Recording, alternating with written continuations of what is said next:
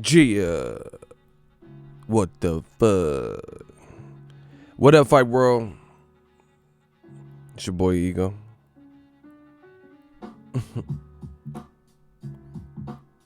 Yeah.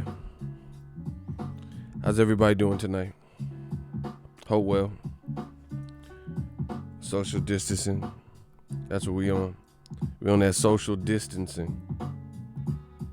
We about to kick the wickedest stuff. Cause I know y'all sick of this stuff. We gotta clean up the sport of boxing. You know. We'll wait for some of y'all to join. Waiting for y'all to join like conjoined twins. I'm like Fat Joe and Big Pun with the puns. On that track, twins. Check it out. Ready for war, Joe? How you wanna blow they spot? I know these dirty cops that'll get us in if we murder some what? Hop in the Hummer, the Punisher's ready. We do this while you slurping spaghetti. Yeah, we about to noodle crack that fucking dead in the middle, little did we know that we riddled through middlemen who didn't do diddly. You know, I'm just testing out the vocals. Something like, you know. Rest in peace to Big Pun. Just watched the last stream. Ego killed me with the droopy dog wild. Bungity bung bung. Yeah, I remember that. I want some boar meat. You bore me with boar meat. Yeah, these motherfuckers, they want to hate so bad. New media, it's okay. Bungity, I want some boar meat. Give me some baby boar. The motherfucker eating boar meat. What? Give me the boar meat. It's important I get the boar meat. Bungity bung bung boar. It's the boar. Oh my gosh. This motherfucker said he got a taste for some boar. And we coming back for some more, you know. Yeah, I know how I do it. You know how I do it. I came to run. What stop your audience? Yeah. Book. I'm about to get him. We got the whole world speaking right now. And it feels great. But the haters, you know they can't relate. What the fuck? Give me some of that boar meat. Yeah, shout out to Rashid Mohammed. And Mohammed is his prophet. Praise be Allah. You know, I'm on that Mike Tyson. It's spinal. Yeah, shout out to Blue Hunted. He said he was eating wild boar by the ocean. He was eating the boar meat. Yeah. Tyson Fury said he wants some boar. He got to get some pork with horns. He said he was bored. He got to get some pork with horns. That's that wild boar, though. Boar is delicious. Man, when the hell you had some boar? Yeah. I'm the new boar. I'm about to bore a hole in you motherfuckers. Old media. Yeah. I got your boar. I'm gonna bore a hole in old media. You feel me? The unstoppable, incomparable. I'm about to bore a hole through you. I put the hole through you. I bore a hole through you. I hit you with that Haitian voodoo. Yeah. You about to get that voodoo when I bore a hole through you. And I put that through you. Man, I'm an ATL like Nunu. With a bitch that look like Nunu. Bro, we about to bore a hole through you. Stop playing with me, man. We just warming up the mic, people. You know, give the people some time to get the notifications. Their YouTube is slacking, bro. They got this Rona shit. And they ain't even sending notifications out properly. I know YouTube ain't got shit to do, but get it right. Motherfuckers on quarantine. Everybody on quarantine. Fuck you mean? Who goes out looking for boar in the UK? Yeah, apparently Huey and Tyson Fury. Or, yeah, Huey and Tyson. There's only one fucking boar meat. Yeah. I was running through the 6. Now I'm all up in the mix. I was running through the 6. Now I'm running through your clique. I was running through the 6. Now I'm, oh my God. I was running through the 6. Now I'm all up in the mix and I'm running through your clique. Like, whoa. I said I'm running through your clique like, whoa. Oh, they gonna fuck my beat up? Okay. Bro, what is the fuck is up with YouTube, bro? I got like the fastest internet. So how YouTube got the coronavirus? What the fuck?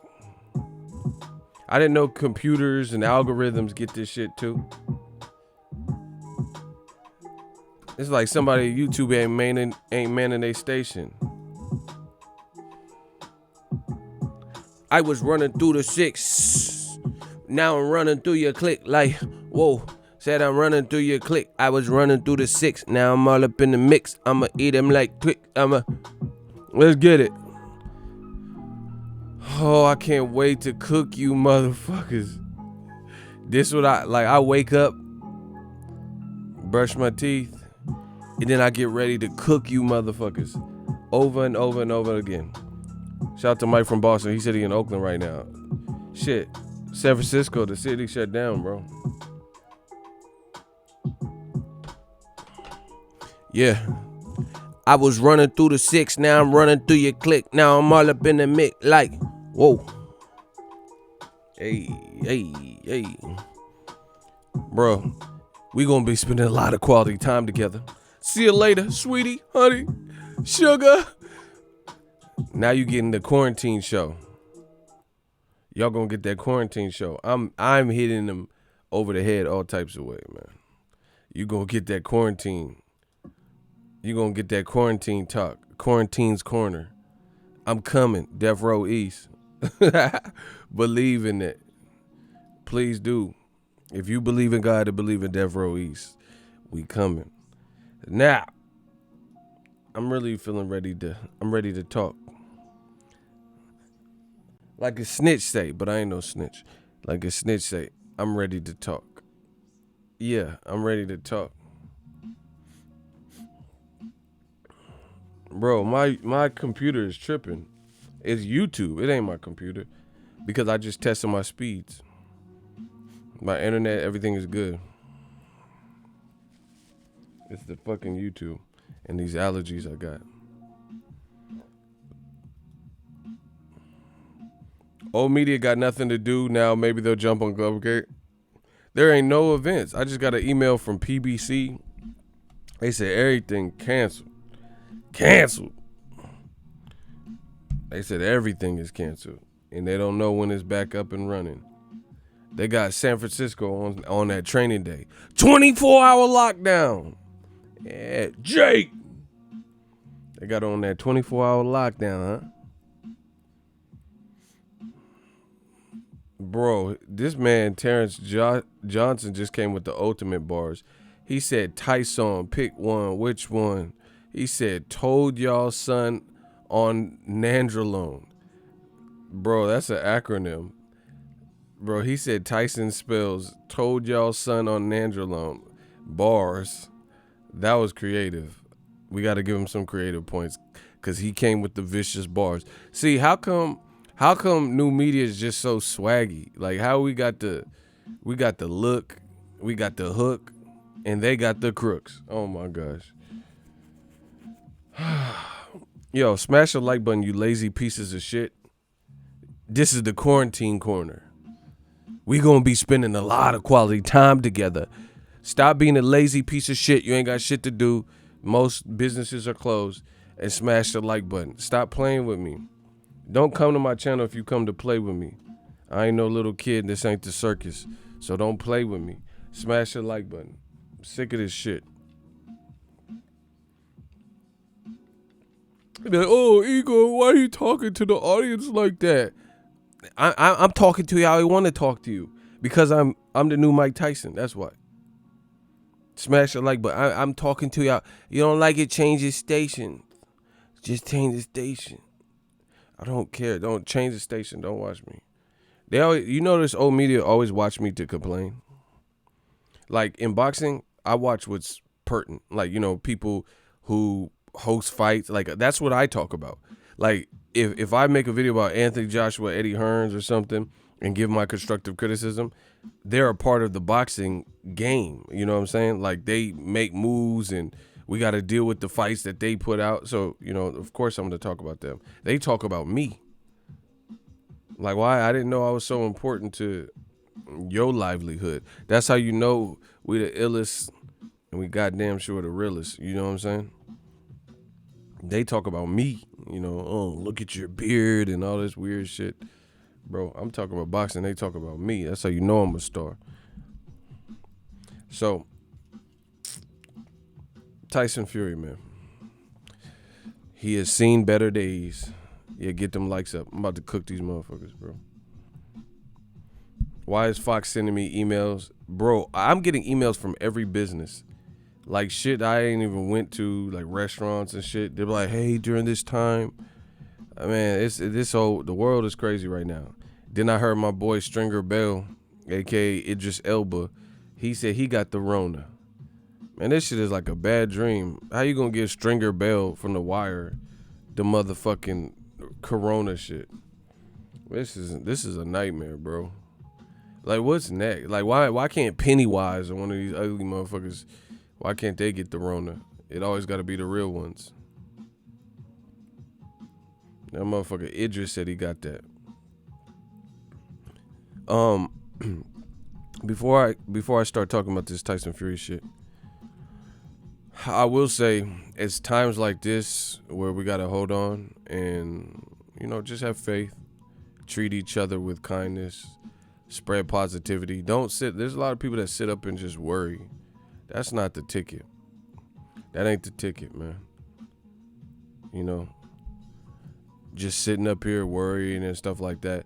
The only thing you could do is have faith, educate yourself on the matter, research it, look at the CDC list of do's and don'ts and, like, you know, what to do or the behaviors to help, you know, protect yourself or your kids or your family or whatnot. Social distancing. Try not to come into contact with it. That's the bet. Listen, proactive is the best active, you know, as opposed to reactive. So the best thing is to, like, there's some people, like I had to tell my young boy Icy, he was just kind of like, oh, my immune system's good. Listen, there's a reason the world is doing this. We got to beat this together and we got to stop this. And it sucks for everybody. You know, the economy is going to take a hit. Some people are fearing a recession. These things are, you know, potentials. People lost wages. There's a lot that's not figured out yet. And it just goes to show you, as all the technology, all the advancements we've made, we're still not fully prepared for, you know, wars, pandemics and stuff like that. So it's just use this time to protect yourself and, in essence, kind of discover yourself. You see what I'm saying? Like me, I was like, it sucks. You know, I'm a truth seeker and I'm a truth speaker. It sucks. You know, not being able to freely go. Like, I'm making coffee at home even if I didn't want to. You see what I'm saying? Because if I wanted to, I'd just go to a Starbucks. But now I'm not even really trying to bother with all that. You see what I'm saying? So it's an unfortunate time. It's an uncertain time. But you got to have faith through it all. You got to have faith. You know, it doesn't make sense to lose your head in the whole thing. And some of you guys are parents. So I don't have kids, but, you know, I have parents. And the thing is, one thing that I appreciate about my parents, they always found a way, you know what I mean? They always found a way to get things done and keep the stuff from their children that we didn't have to worry about. Like, we're kids and stuff, so, like, I appreciate and respect my parents to the utmost, and I can never repay them because they took the blunt of whatever issues they were going through and tried their best to keep it away from their children. So, you know, if you guys are parents, you got to be strong. You got to be strong for your kid. You know that. You got to show them strength and what strength is and teach them. And truth be told, I'm not against schools. You know, I went to public school and everything. But learning is not only done in the classroom. You get me? That's not the only place you can learn. And some of my best life lessons that I've ever learned, I've learned on my own, or I've learned through those closest to me, my family, my parents, my older brother, my older sister. You see what I'm saying? So just because your kid's out of school don't mean the teaching stops. It doesn't mean life stops. It doesn't mean that learning stops. That stuff has to keep going. You still got internet connection, you know, for the foreseeable future we got internet. So do something educational. Teach your kids how to cook. See, there's a lot that the game's missing, and it takes for bad shit to happen and unfortunate situations like this to happen for people to realize how, as a people, how far behind we are. You see what I'm saying? Imagine being a Native American on this land, and then you have white men and women come through, settlers, and take over your land and, like, you know, rob you of your spices and, you know, valuables and stuff, and also pillage your village, rape your women, and spread the diseases. And that's a time where everything's not sophisticated, you know? So imagine getting a plague back then. I would imagine, you know, being outside, being in, you know, tents and pueblos and different shit like that, teepees and shit would be more, you'd be dealing with the nature, you know, grizzly bear, you know, all the vicious animals that are in the forest and shit like that. You have to deal with inclement weather, etc. And, you know, we've evolved. So we got a lot at our disposal, a lot working on hopefully fixing the problem. So, you know, let's get it. Let's beat this and move on. I can't wait to move on. You know, I can't wait to move on. There's a lot of, you know, just a lot of noise and negativity when it comes to bad stuff like that. And the part that's most upsetting to me is I got a big heart, whether I show it all the time or not. And when fucked up shit happens, you really see human nature at its finest. You see how people really think, how it's like, you know, dog eat dog world, survival of the fittest. And to me, that's not what humanity's about. You see what I'm saying? Like, I'm not saying you shouldn't protect thyself. Self-preservation, unless you're like clinically insane, 5150, self-preservation is built into our DNA, unless you like have some disorder or something, bipolar or something, where you can't differentiate right from wrong, right? So self-preservation is built into, it's a defense mechanism. You're supposed to, you touch something hot, your nervous system is going to let you know it's hot, and don't do that. You know, if you get a cold, if everything's functioning right with you, your immune system is going to try to battle the attacker and the virus. So that's built into all of our DNA. But that doesn't mean you have to be careless, doesn't mean you have to be reckless, and it doesn't mean you have to be selfish during the time.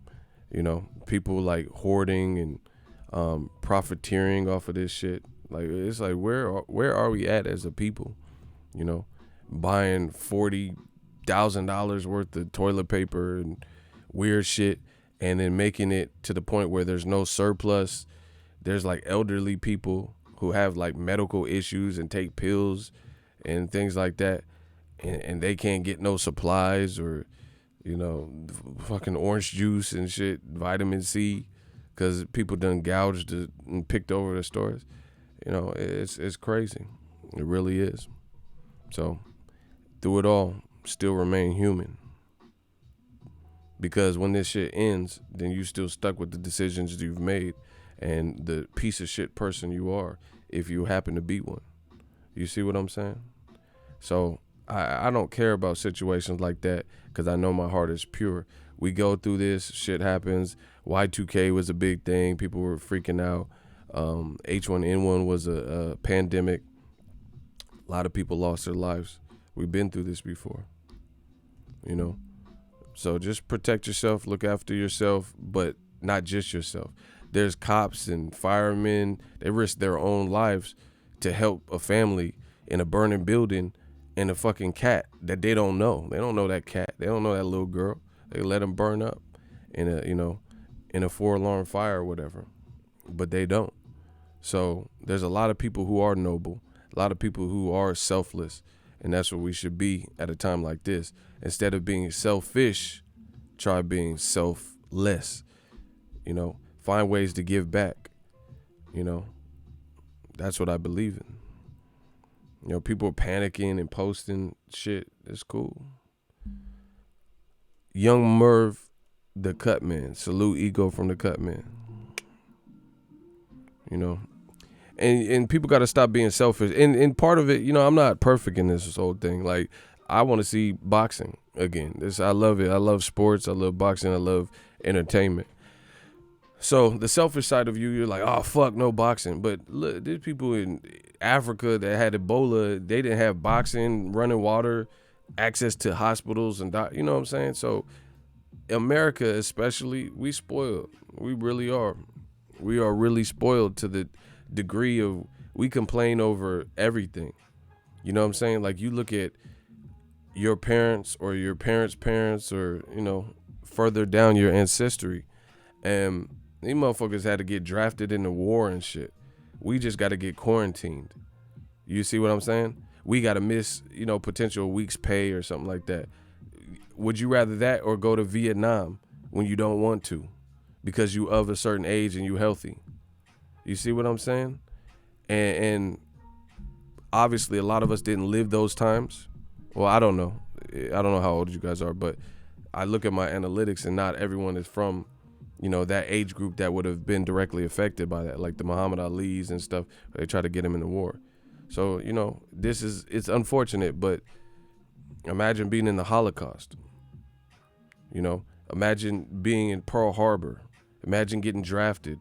Imagine Vietnam. You know what I'm saying? There's shit we've survived as a nation and as a world. When AIDS came out, people was scared because nobody, Rock Hudson and shit got AIDS. That's just like Tom Hanks has a coronavirus. You feel what I'm saying? Boxingego is a meme in the social media. Block him. I don't know what the fuck you talking about. I make more money than you, though. That's what I do know. See, every time, this is what happens. You always got people like that. I don't know I ain't even talking about boxing right now. But, the haters hate. Don't let negativity, outshine your positivity. That's what we on. Some people, that's how they built. They can't wait to see. They see, especially, I get it a lot because I'm a true leader. That's just a fact. That's not me being cocky. I'm a fucking leader. I've always been one. I knew I was a leader when I was a kid. When I'm doing group projects and shit and had some of the best ideas and shit. Man, what the hell? My shit just, okay, hold on.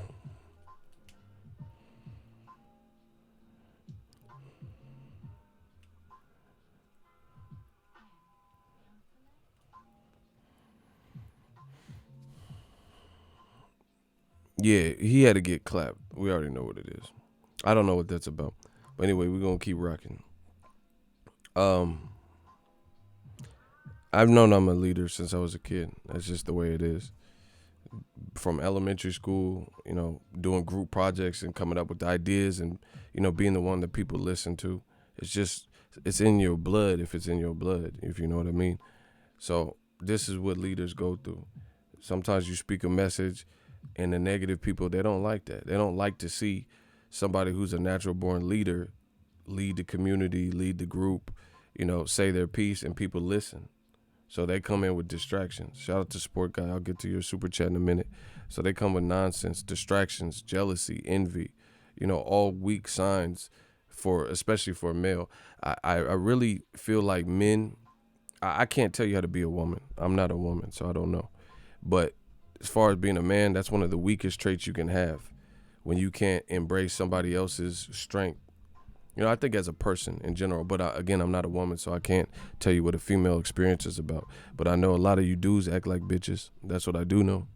A lot of you dudes act like, what you would perceive, like Jay said, men shouldn't be jealous. It's a female trait. I know that. Let me get this money. Still remain human, yo. Ego, that's the words of a real person with true heart. Facts. Remind them, bro. Remind them how self-centered a lot of folks have become. Yeah, man. It's sad. It's sad to see that. Respect your elders and stuff. Motherfucking old people can't get no fucking prune juice because you didn't fucking picked off the shelves and shit, man. Come on, bro.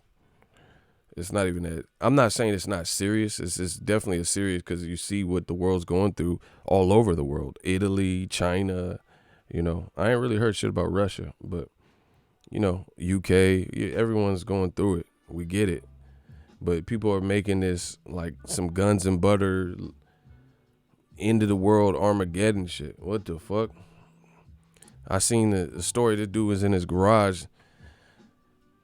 He bought like $17,000 worth of Lysol and shit because he was trying to flip it. See, and that's a true buster. I'm from Cali, so that's what we say. That's a true buster. That's what we call a mark. And I'm gonna explain why. Shout out to D Munson. Keep speaking that real. Oh, I got y'all, because I got to get this off my chest. That's just who I am as a human. Once I get shit off my chest, I feel good because I said my piece. I told the world my truest thoughts. I kept it real. So as long as I do that, and then I'm going to fry Tyson Fury some more. Yeah, Amazon closed that boy account. He's stuck with all that product. But that's a true mark. That's a true buster. And I'm going to explain why. Because I tell you, life, people look for shortcuts. People aren't really hustler. Like me, I'm a natural hustler, bro. I ain't gonna tell you all the stuff that I've done to hustle, but trust me, I'm a natural born Bay Area, California hustler. I know how to hustle. I know how to, gauge people's interests, who's window shopping. I'm a salesperson. I'm the new Wolf of Wall Street. I'm Jordan Belfort. I know that. If I know anything, I know sales and I know how to hustle and I know how to get by. I know how to survive. I'm a survivor. And real hustlers can see other real hustlers and respect it. Like, oh, man, Jay-Z, he a hustler. I could tell just because I could tell how he moved in a room full of vultures, right? But people like the hand sanitizer dude buying up all the Lysol, you're not a real hustler because you waited for a panic, a widespread panic, to gouge people and profiteering and look for the weak. You're basically preying on the weak. See, I could sell to anybody. You see me, I get super chats. I hustle. My whole fucking existence on YouTube is a hustle. Meaning not like I hustled. Like there's different types of hustle. Hustling doesn't mean you just getting over on someone. But I got myself out of full-time work that I've worked my whole life and flipped it and done something that I wanted to do on this YouTube, digital space, digital mob, and I've been able to sustain that. So that's a hustle because I flipped my situation. I made something out of nothing. I came from the mud and I got out of working a job. So like, even like this coronavirus, I'm not trying to sound cocky or, a separatist, but at the end of the day, like I could stay at home and make money. That's what I've been doing. So I'm not really affected as much as some other people because, I could make more content because I don't even feel like going out there, true hustler. But this dude with the hand sanitizer and Lysol, you waited for an uncertain economic times and you waited for, this panic it's an opportunist move, to buy everything out and go to every Costco or whatever the fuck you did to get all the hand sanitizers so nobody have it. And then you're trying to sell it and flip it. That's not a true hustler. Because a true hustler can, they can sell water to a well. You're not selling water to a well. There's always there's fear mongering. It's the coronavirus is heavy in the media and you waited for this. So that to me, that's a shortcut. That's low hanging fruit. You waited for everyone to be panicking and made something hot. For me, I could hustle. I can make something hot. I make the product hot. I can sell you, just like the infomercials. Oh, the ShamWow. They're making the product, making you want to buy it by their speech. This dude sitting up here waiting for people to panic and, stampede. And then you see the media and people posting pictures of the show. That don't take talent. That don't take the ability or the knack for hustling. You see what I'm saying? So that's just some lame shit. Using people's pain for profit. You know, that's just weak. You know, and I use TMZ sometimes, but they do that too.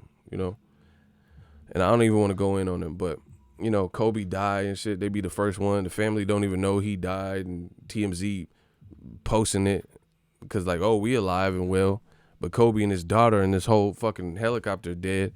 His family don't even know. They got to read about it on TMZ. You know what I'm saying? So a lot of people do that, but you notice one thing with me. Floyd Mayweather. It's not even a disrespect thing. I think it's more of a respect. Floyd Mayweather. His baby mama died. I ain't make no video about that, bro. Cause it's not a disrespect. Like I don't want to inform people, but it's just like I don't have to make profit. Cause I know everything I post is like, pretty much monetized. So it's like I don't know. I don't feel the need like I have to do that. Most of the people have heard about it, and I don't really need to profit off of somebody else's demise or downfall like that. You see what I'm saying? So I really try to watch it. And I've been doing that for a while. Like you'll see people pass away, and I'm not like, I hear about like Pernell Whitaker, rest in peace, Maxim Dadashev. I'm not really just like jumping to be first. Like I'd rather be first with the regular news clipping and a regular topic than somebody who just died and I'm like the first to put it out. You see what I'm saying? So that's not, I don't really rush for that.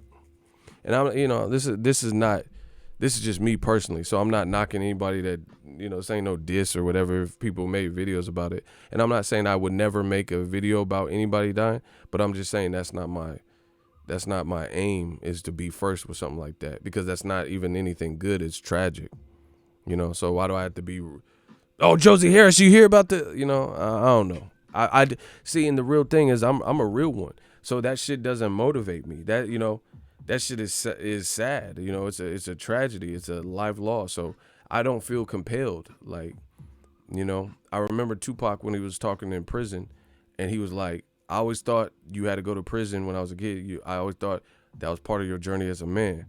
And people say, oh, when you get out of prison, you're going to have a slamming album and have all the hits and, it's going to be bumping. But he's like, it's actually the opposite. This ain't the spot. Prison is not the spot. He said it drains you, your creativity. He said, I've done a couple things and working on a screenplay. I write occasionally, but it is not the spot. It doesn't produce creativity. It doesn't fuel creativity. So that's how I feel. Like, I don't feel motivated to, like, I feel motivated to get in Tyson Fury ass because this is real relevant shit. You see what I'm saying? But I don't feel motivated when somebody dies to be first. That's just me. And, and then I have to monetize. I don't have to do shit like that, bro. So, to each his own. My man Kane said, I remember that too, E. Pac was on that reel. He said, prison is not to trust nobody. Prison is not the spot. Yeah, man. So we live by lessons. You see, you a buster if you don't live your life as a man and you don't live based on no type of code or principles. See, that's why Tyson Fury finna get it, because like it's just looking shady with the team. Just how you always involved in some your name is in the mix with some shady shit. Where there's smoke, there's fire. How is Tyson Fury name, right? Block Romel Charles. Don't care about you or what you talking about.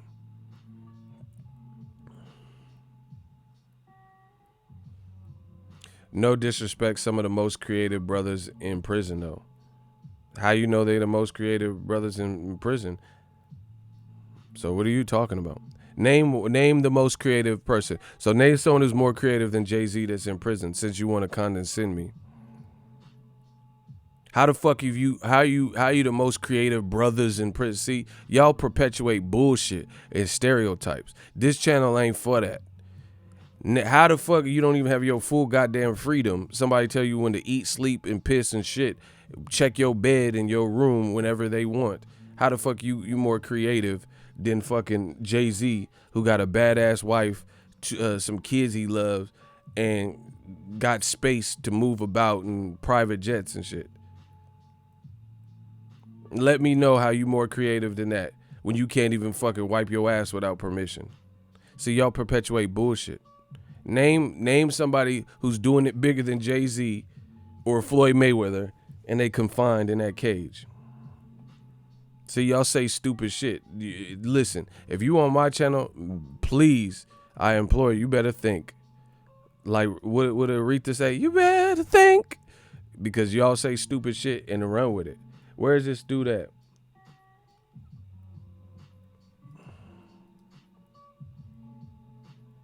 Where's this dude at that said that goofy shit? Rapture. What you talking about? You'll be surprised how brothers got to create things just to survive. Bro, you ain't got no choice. I'm not saying everybody in prison just sits there and withers away, but you ain't more. How are you more creative in a space where you don't even have freedom? That's like saying a slave is creative because they got down in the kitchen. Yeah, they got down and used ham hocks and made a stew or some shit. They have no choice. You have no choice but to work with the scraps you were given. But that a culinary chef who's not a fucking slave is gonna have more options. You know, somebody who makes a decent living and they can go to the grocery store and buy. I never said. See, bro, block this motherfucker. He making me mad. Y'all don't want to see me when I'm mad. Y'all don't want to see me when I'm angry. Just block him. Just block this motherfucker, bro. We gonna show you the rapture. Stupid ass shit. You a slave, bro. You a slave in your mind. You got a slave mentality, bro. I'm not saying a slave. Yeah, if you get scraps, ham hocks, and chitlins and shit, yeah, that's what they used to do. And you have to come up with and get creative, you know? So I'm not saying that people have no creativity, but you can't be imprisoned or impoverished and compare it to somebody who has money and freedom and say that it's easier to be in those situations a lot more creative than people who may have come from those situations, worked their way out of the situations, and then now that, you know, they got to the steps they needed. It's not easier, bro. That's like saying it's easier to run a marathon with shackles on your feet. Yeah, man, this motherfucker got caught up in the rapture. We hit him with that Anita Baker, and now I got a baker. Oh my gosh. We put him in the oven. I got a baker. Caught up in the rapture. That's that Anita Baker. Man, y'all better stop playing. Bro, what the fuck is happening for real?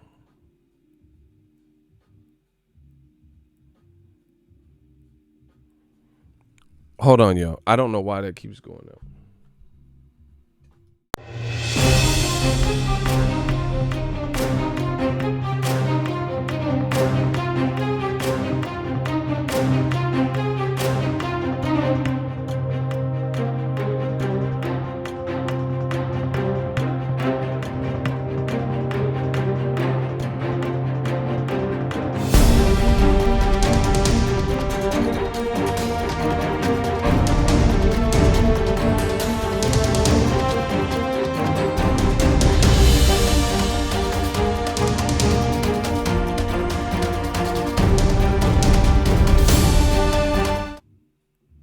Oh, we back, baby. You better not duck me, son. I'm telling you right now, you better not duck me. Bro, business brain on the roof. Y'all getting sniped. Y'all getting Wesley sniped in the chat.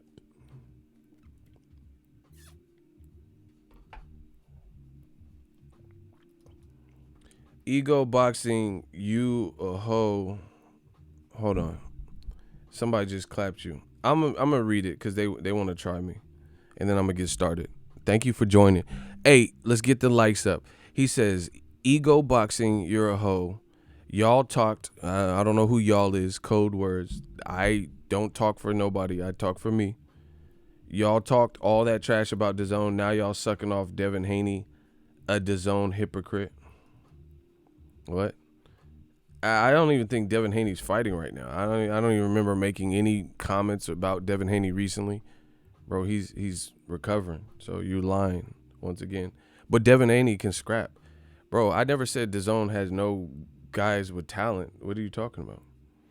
Anyway, I can't even spend too much time on this stupid shit.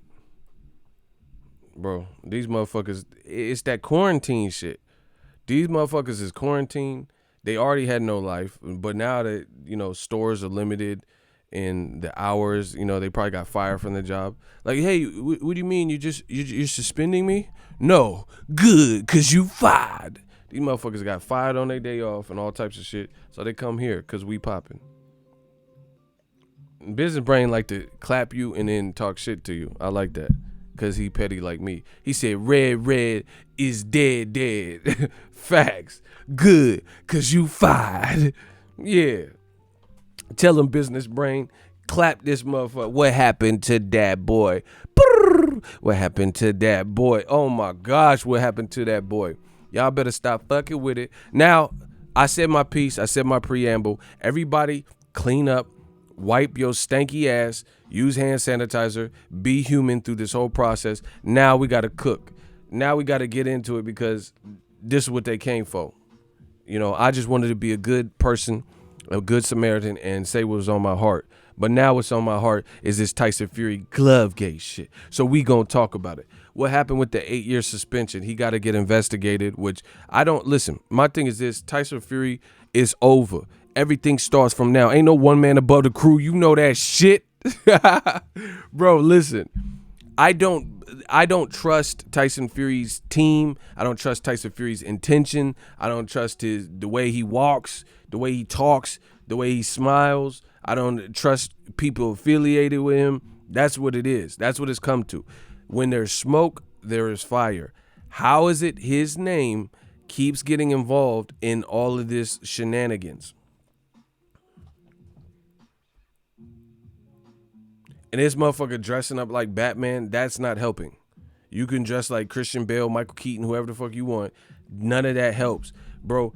And only if you're white or non-black can you be involved in a major scandal and fiasco. Because I know if you black or brown, this doesn't apply. And be involved in the middle, in the dab smack in the middle of a scandal, and then motherfuckers ignore it and don't report it. And then laugh and give likes when you dress up like Batman or some bullshit. What if Bill Cosby, all these women came out and say, oh, he did this, he drugged me up, blah, blah, blah, blah, blah. And then new media was just writing positive Bill Cosby article. Man, the Cosby Show, one of the greatest shows in sitcom history. And all during the middle of him being under fire and in the hot seat, all my articles about Bill fucking Cosby were about good things, and Bill Cosby did this, and I Spy is a classic show, and the Cosby Show is a number one dad in America. Bro, only if you're white or non-black does that ever happen. Where people sing your praises while you're going through actual scandals. I've never seen that with a black person. Kobe Bryant in Colorado, O.J. Simpson, Bill Cosby, I've never once seen that. I would like to put the pudding and to write the articles on the websites about the beautiful, delightful things I did on my TV show. What? So, Bill Cosby's in Pillgate. I'd like to put the pill in the drink in the martini. Is in the martini, you see, with the quaalude, the pudding. Bro, he put the martini in the pill. And it's Bill Cosby. And to put the pill in the drink. Motherfucking Jägermeister. Bro, he put the motherfucking pill. Why would you put the pill in the Jaeger? He put the pill in the drink. Put the motherfucking Quaalude, pop it up, pop. Put the powder in, mix it up with the pudding, and put the martini, the Washington apple, you see. I put it in the middle of Long Island. Bro, what the fuck are you talking about? And then new media up here talking about, oh yeah, Bill Cosby is a great guy. He's a great dad, bro. You never see this. Tyson Fury in the middle of Glovegate, Gumby ass gloves, and bro, the farmer's market shit. And they like, oh yeah, Tyson Fury, is he the greatest heavyweight? Man, shut the fuck up. Hey, Look at me. I run boxing now. Shut the fuck up. That's it. Enough is enough. Shut the fuck up. So if you take that personal, cool, I'm at the fight. If you wrote an article like that during Farmergate, Boargate, Meatgate, and all this shit, Glovegate, shut the fuck up. That's my word to you. Because you never see it with nobody who's black. I like to put the pill to put it in Long Island. I got the bitch and the drag should go back to the tally like R. Kelly and Cassidy. Ain't no black person alive. Tupac, when he was around, that going through these rape cases and scandals, and then the publications are like singing his praises. Oh, Dear Mama's one of the greatest songs ever created. You know, right while he's going through this rape case. Man, get the fuck out of here. Shout out to Sterling Patterson. Now y'all getting smacked down, bro. This is fucking WWE level work I'm doing. Smackdown. Giving it to you raw. I'm on. Is it Monday? Yeah, it's Monday night, and I'm giving you that raw. It ain't night for me, really, but it's night for one of y'all. Good night. Monday Night Raw. Y'all getting that smackdown. Motherfucker like 50 to Ja Rule. Better back down. You can't take it back now. Man, we looked at Tyson Fury. Seedy shit. Shady. We checked his background. Let's get it. Bars. And it's 316. It's officially 316. Shout out to Stone Cold, bro. We on that Stone Cold shit. We on that 316. And it's getting so mean.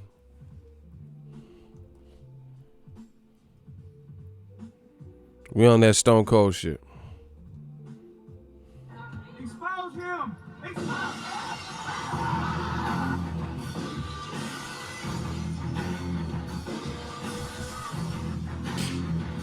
Bro, give me my beer. It's 316. I'm on that Stone Cold shit. Yo, what the fuck keep happening, dog?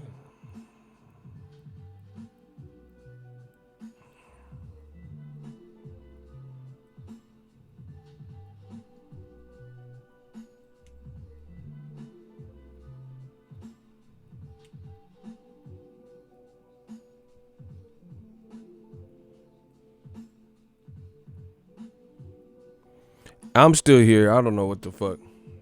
I guess I gotta get a new camera. This shit keep doing it. That motherfucker said when the stream start. Shut your dumb ass up. The fuck? Hey man, you're always a snitch and they go, hey man, when's the stream start? I didn't come here to talk about this the black channels. You motherfuckers dorks. Get these dorks out of my face, bro. I always try to snitch. They can't wait to snitch. They want to snitch so bad. They want to hate so bad. Oh man, come on. When is it? I want to talk about boxing, man. When does the actual stream start? Bro, I'll do a Roots miniseries talking about whatever the fuck I want. You know how long Roots was? That was a long ass miniseries, bro. And I would do that just to spite you. Don't play with me. I'll start this stream. Start it when I want to start it, bro. You foolish infidels. Anyway, man, Tyson Fury, this motherfucker eating boar meat from a virgin boar or whatever the fuck, and they trying to sing his praises and ignore it. But wait, there's more. But guess what? New media on the fucking case, right? New media on the fucking case, and we made you motherfuckers have no choice but to report and talk about this shit. I told you guys, I don't know if people thought I was bullshitting. I was just bullshitting, man. Like, I don't know if they thought we was joking or what. It is over. New media, we control the narrative. Notice how we make this shit in boxing hot. We talk about it. And now, all of a sudden, they have no choice but to talk about it. That's why they try to discourage you and all this bullshit. And all this bullshit. They want to say, oh, shut up. Oh, you're just hating on Tyson Fury. Oh, yeah, you're fucking silly cunt and all this stupid shit. All this silly cunt and all this bullshit. But guess what? The message is out. Now, once again, like the Rona, this shit spread like wildfire. and you motherfuckers can't do nothing but embrace it. You know, you can't do nothing. You can't do nothing but embrace it. I told you, we make this shit hot. You have no choice but to talk about this bullshit. You have no choice. You have no choice but to talk about it. But that's why they try to suppress the message as long as they can and discourage, especially black channels and shit. They try to discourage you and dissuade you and, you know, get you off of it. But wait, there's more. Oh, shit. Associated Press. Ain't that a bitch? UK anti-doping to look into Tyson Fury allegations. Damn, homie. Damn, homie. In high school, you was the man, homie. What the fuck happened to you? I got the sickest vendetta when it come to the cheddar. Bro, ESPN just did a report about it. Bleacher Report. And now Associated Press. So now this is not, you can't say the black channels anymore. The black channel, this is a small issue with a small demographic. The black people. The black channel. Bro, you can't do that shit, no. Associated Press, AP ain't, bro, and I ain't talking about no watch. AP ain't just black channels and all this bullshit y'all talking about. New media. Bro, it's looking so ugly for y'all. So now it's been picked up. We forced these dirty motherfuckers to wash their goddamn hands, and now it's on. Now we're gonna look into this. We need clarification on this bullshit. And I hope Ukad really truly looks into this, because this, we gotta do what's right for boxing. Man, fuck all that other shit. We gotta do what's right for boxing. So anyway, if you ever doubted me, Ego's Army, my shooters, channel members, that we control the narrative and all the stuff that I tell you and preach on my channel, then now you see.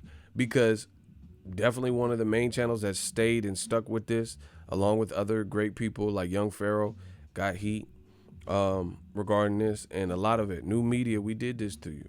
Now it's being picked up, the story. So you can't, it shows what I've always told you. There's strength in numbers, and we the people's champ. Hey, Sean Jones said took old media long enough, and I definitely understand where you're coming from regarding that, but I ain't even gonna cry over spilled milk. It is what it is. I'd rather them finally come to than, you know, stay in the dark about this shit. So it is what it is. But you're definitely right. And see, that's a good point. Why does it take for me to go ham, Young Pharaoh and DBN or whoever else to go fucking ham, new media to go ham on this shit, and then now they have, like, by force have to talk about it. They're like, oh fuck, you know, these nerds won't shut up. I guess we got to talk about this shit finally. That's sad. That's sad. But oh well, investigate this shit. See, this is why they try to suppress the message, because when it spread like wildfire, when it spread like that Rona, then it becomes something that's not just a black issue, which is what they wanted to relegate it to. They want it to be a black issue because they feel out of all communities, the black community ain't gonna have the impact, or people ain't gonna listen. But if you really look at it, black people have made so many things hot. You know, the electric slide and dances and, you know, songs or styles of rap, or, you know, just legendary people. You know, if you look at top fighters that are worldwide recognizable in boxing, like I'm talking about like viral, iconic, like people that no matter who you are, if you were born in 1993, you still know who Muhammad Ali and Mike Tyson were. You see what I'm saying?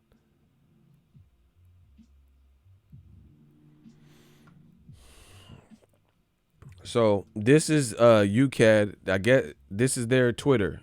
If you guys want to follow up with them and check up on, I just put their Twitter, because I don't trust Ukad. They gotta actually perform work and look into this shit. They need to give whatever they gotta do. Martin Carefoot protection, you know, So he can't be reached or bothered or bamboozled. Yo, I don't know why this keeps going out. Y'all can still hear me? Whole squad on that real shit.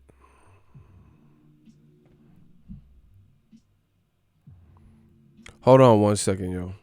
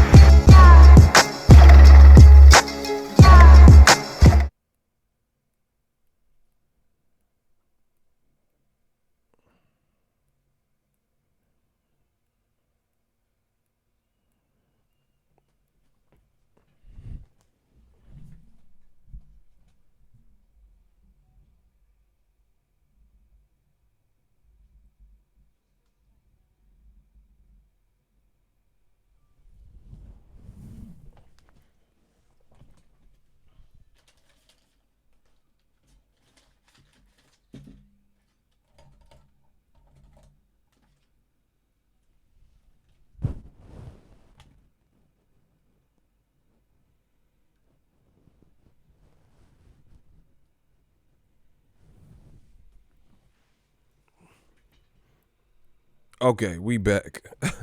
Man, I appreciate y'all for hanging in with me. I had to figure this out because my screen, you notice my thing kept going to black, but I think I figured out what it was. Damn, we lost like 200 people. But fuck it. Fuck them. They couldn't wait. How y'all leave? Motherfucker, y'all in the quarantine. They act like they had shit to do. They'll be back. Yeah, man, I'm out of here, dude. See, that was probably some of the trolls anyway. You know, the trolls get impatient. I wanted to troll this guy. Yeah, man. Where the fuck is he? I want to troll his goddamn fucking ass. Where's his monkey ass? They got mad, huh? Because they couldn't troll. So they got impatient and left. Bro, we had like 400 people in here and they left and shit. Because I had to fix something. Get back here. Where is he? I thought you were talking about Tyson Fury. I didn't come for this. I wanted to troll your ass. Let me troll ya.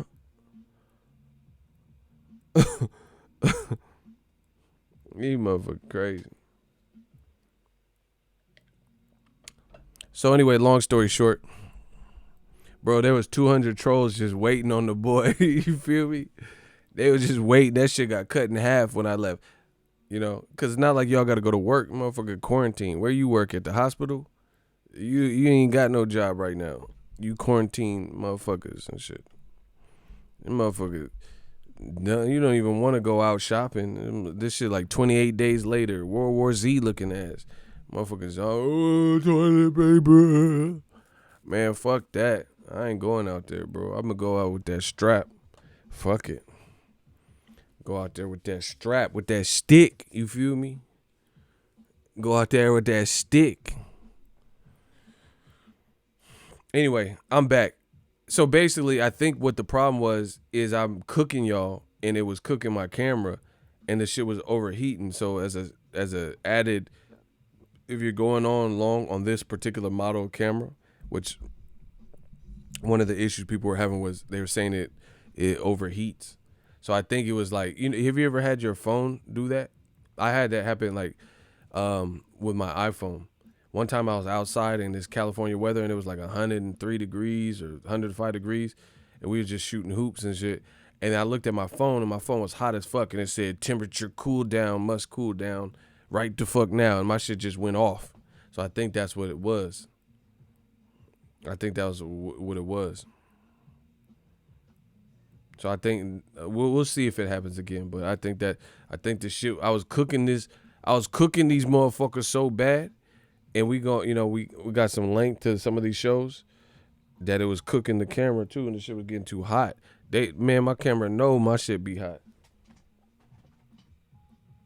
The camera said, no, stop cooking them, ego. And I'm like, but I got to do it. I am from the UK and I'm white too. Briggs quote. And he's white. But if Fury is shady as fuck, you can't do this type of shit in the sport where people die. Facts. I still don't know what to think, but needs investigating. That's fine. See, that's a fair comment. But the people saying, oh, who cares? Your black boy lost and all this. Yeah, you silly cunt. You silly cunt. He beat your black boy and all this shit. These British teeth motherfuckers doing all that extra shit. No. This need to be investigated. But now it's made its way to major websites. But I thought old media didn't like when new media said we control the narrative.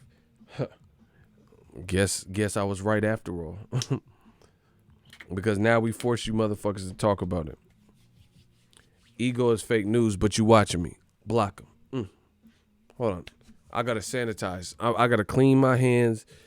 I'm using the sanitizer. I got to clean my hands and sanitize your fucking sins. Woo! Hotel Moscow in broad daylight. When they hate, donate. Y'all know this shit like clockwork. I don't care about this quarantine. You will pay for their sins.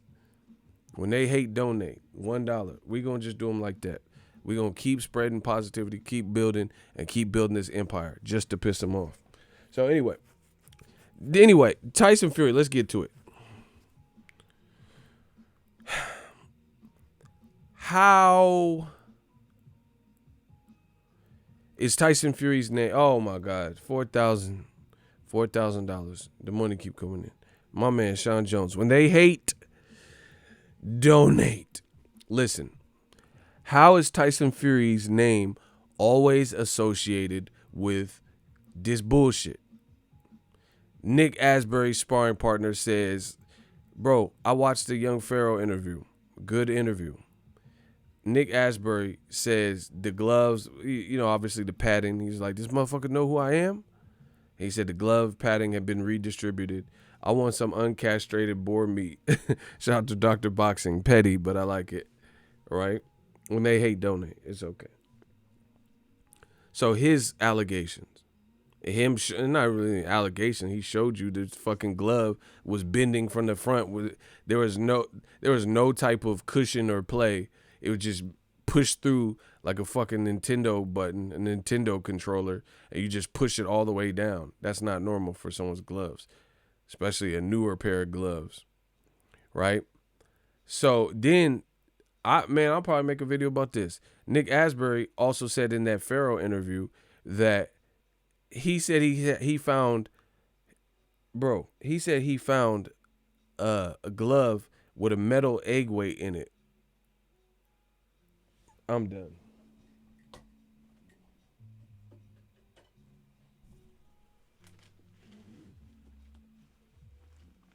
Bro, an egg weight? Really?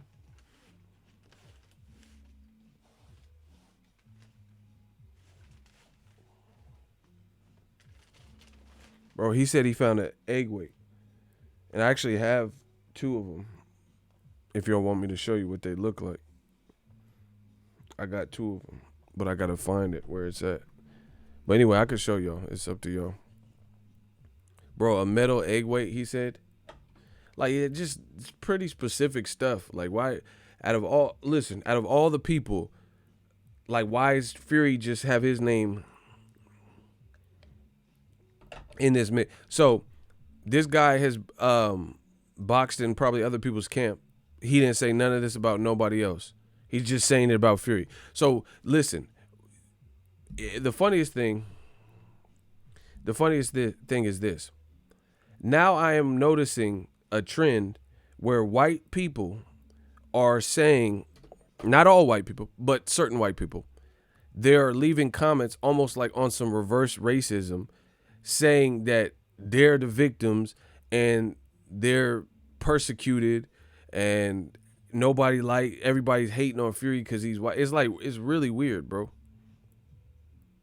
He's saying nobody will accept Fury because he's white. It's like they're trying to do some reverse psychology, reverse racism. Look, see, y'all, hold on. I'm gonna pull it up on the screen. This is on my video. I'm gonna pull it up so y'all see. Because when I talk about the issues of race, they're gonna say some stupid shit and say I'm racist and I'm making it up and all this shit. So that's why I screenshotted it so you guys can see what the fuck I'm talking about. Because you guys don't get to peek under the hood and read all the comments I get and all this weird shit. So I'm going to pull it up for you guys so you can see what the fuck I'm talking about and understand the statements that I make. This is on my video, y'all. Daryl, shout out to my man, Daryl Zapata. Daryl Zapata, what's popping? We work in Salute Ego in the Army. When they hate, donate. The money keep coming in. Shout out to Daryl, real one. Yeah, it's like some weird, like, trickery, reverse racism bullshit. Like, let's play victim. And see, this is the funny thing. They always say black people, when they talk about real issues, they say black people are playing victim and race card. And I just got this comment too, so it's just ironic how this stuff works. But I'll show you so you guys know what I'm talking about. Bam, we got action. So this, you see my video, right? I know my head's big, so it's in the way. So I did a video based on the latest, what's developing with this story. Let me zoom in. Maybe that's too much. Look. So, do y'all see that? Let me erase. I'll be back. This guy left a comment on my video. Dumb as fuck. Who buys this horse shit? The man is white, straight, and Christian, which makes him the most hated species on the planet. Of course, the demons will come out in full force, but you'll see the Gypsy King is with the King of Kings. What? So he said he's straight and Christian. What? The KKK is a Christian gang. A couple years ago, a guy came out and said we're a Christian organization. So what does any of that mean, bro? So KKK, known racist group, muddied history in the South and other places, and they're a Christian group. So what does that mean, bro? See, this is what I'm saying. But when black people talk about real life issues, they say you blacks are crying. So black people, it's like everybody want to be black, but don't nobody want to be black. You see what I'm saying? People, it's like they want to empathize, like they want to make everybody non-black wants to relate their struggle to the realities we see that go against the black community. They're like, oh, but the Irish were persecuted. Gypsies get persecuted. Everybody it's like they want to compare struggles. Listen, there's a lot of fucked up lineage that different ethnicities and cultures have had. But historically, white people, Caucasian, Caucasoid people have been involved in some of the most heinous of things that have ever happened, and like mass murder, you know what I'm saying? Like, this is historic. You look at Adolf, right? And the Germans, World War II.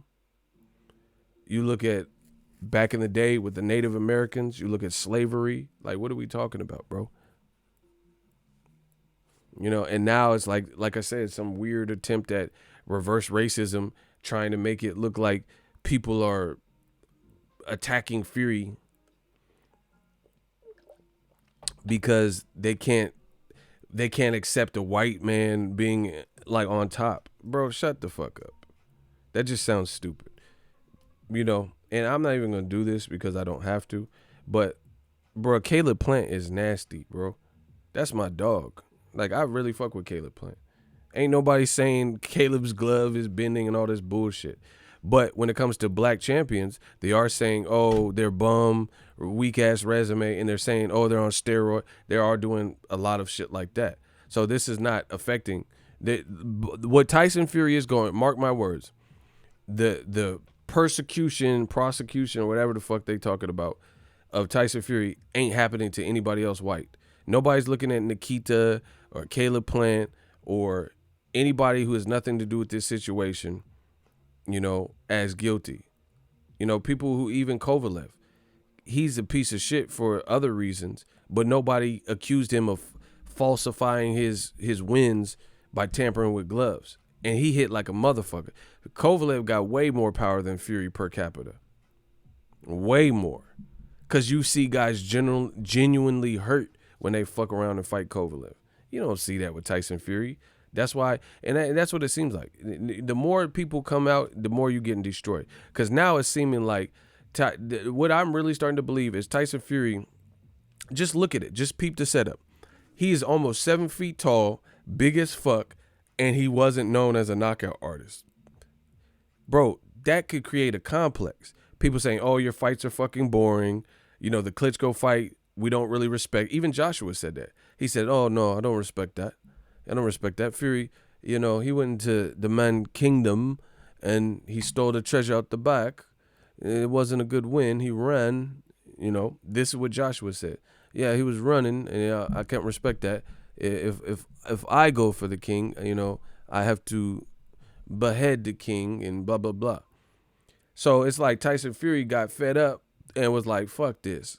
Nandrolol it is. Cocaine it is. Tampering with gloves it is, because he probably got tired of being a 7-foot fucking ogre giant and wasn't getting knockouts.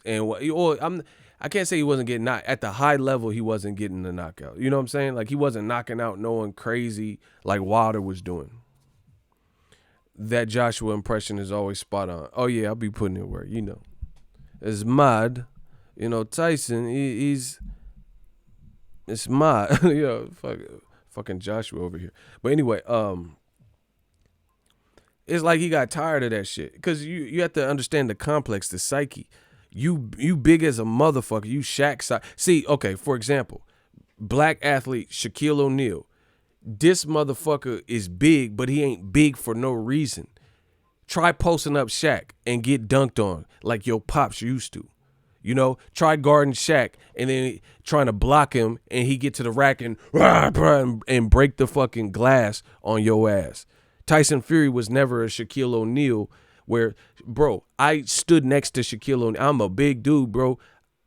I stood next to Shaquille O'Neal at Gervonta Tank Davis fight, and I was walking with him and filming him and shit. This motherfucker had me feeling small. He had me feeling small. He's a big-ass motherfucker, bro. Shaq Fu. I got to thank the Lakers organization and Kobe Bryant. Can you dig? Bro, he's a big dude. But he was big with size, but he could play. He wasn't like uncoordinated, big, you know, 2 left foot motherfucker. The Lakers, bro, they was putting in work. Kobe and Shaq. I'm not saying that's the whole team, but they put in mad work.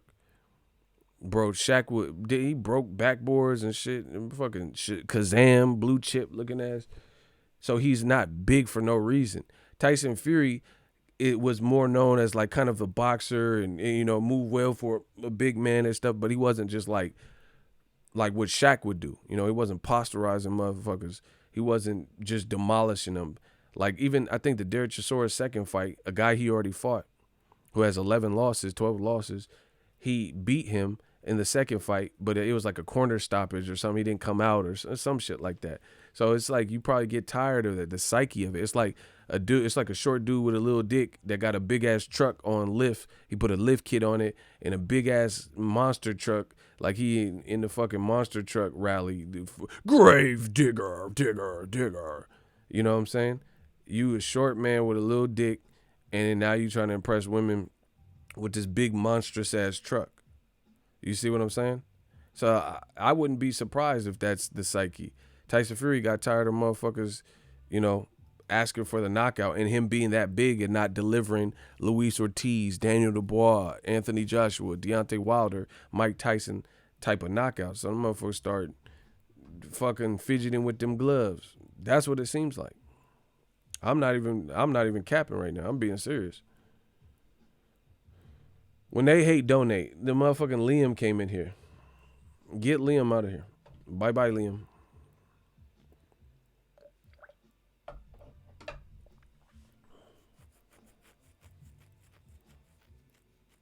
He said Fury was like, I don't have no power. I'm about to cheat. That's what I'm saying. I mean, you have to look at the mind of why someone would cheat. Why would, if you're a Mike Tyson level puncher, Daniel Dubois and Deontay Wilder, why would you need to fuck with your glove when you stretching people in any glove? Wilder is knocking people the fuck out no matter what gloves he has on. Right? That's just the reality. But if you don't have power like that, then I can understand you doing little things to potentially being, dirty or cheating because you envy that. You want that. Listen. I'm about to kick the actual facts. Say they want to protect this guy so much that I'm gonna break down. I'm gonna break. See, they don't think we educated, bro. I read, I study my craft. Now I'm about to give y'all an English lesson. I'm really about to give y'all an English lesson. If y'all want me to wrap these motherfuckers up, I'm gonna do it right now. And I ain't heard nobody talk about this. Once again, these are unique points when they hate donate. Phenomenal Mexican, salute E. He getting this work. He said they're getting his workout in. Oh, your gym's still open? Bro, they closing the gyms and shit. If y'all want me to give y'all this actual work, I'll give you an English lesson. I'm going to show you the intelligence we have. Or do you even understand the intelligence that ego has? I'm like, Jay, you understand the intelligence that Jay-Z has? Watch me drop him. And I ain't heard nobody talk about this, but I'll talk about it because they don't think we educated enough. So watch how I keep proving old media wrong. And I know it has to make the racist people, especially the racist white people or anybody who's racist, has to make them mad because we got knowledge. That's why you don't think they wanted slaves to read? They didn't want slaves to read for a reason, because they didn't want them to get educated. And that's racism to me is ignorance anyway. So you don't want somebody, you want to keep them dumb. You want to keep people dumb, but we ain't dumb. And I'm going to show you. I'm going to break this down, right? Tyson Fury, 6'9", white British gypsy, right? He says, oh, yeah, my people have been persecuted and, this, that. Bro, watch me catch his body. And I ain't heard nobody talk about this, right? And old media wants you to believe that he's this perfect angel and this saint, and, right, nobody should doubt his heart, and he's a Christian man and he would never do this. But there's all this mud and dirt being flung at his name, him particularly. This is not happening to every white fighter. It's not happening to every black fighter. I've not seen sparring partners from Wilder's camp say, oh, this motherfucker was hitting me with egg weights and manipulated tampered gloves and Glovegate, and I haven't seen that. So this is happening to Fury, so he gonna get the work. Now, they don't think we intelligent. Watch this. Watch how I do them greasy. So let's break down the context. I'm gonna help you guys contextualize, because they act like Fury is incapable of no wrongdoing. So we're gonna break it down. I'm gonna give y'all an English lesson. Fair? I'm gonna give y'all an English lesson, right? So everybody get out your syllabus. Watch me cook these motherfuckers. They're saying Fury, it's impossible, inconceivable, it's not plausible to think that he could cheat. Why would he do that? So let's break it down, English style. Now, let me come back on the screen. I'm going to give you an English lesson. Have you ever heard anybody say, hold on, let me come back. I got to come back on you. I'm going to give y'all an English lesson. Watch this. Watch how I do them greasy each and every time. But I don't have the comments on that screen, so I want to talk to y'all real quick. Can I rap to y'all? I'm going to show them the intelligence that we have. Has anyone ever heard the term gyp? Like, let's say you bought concert tickets, and then you show your friend, and then he looks at your seats and see how much you paid for the tickets. And you say, oh, man, you paid $250 for those and they ain't even floor seats. You got gypped. Anybody ever heard of that term? Gypped.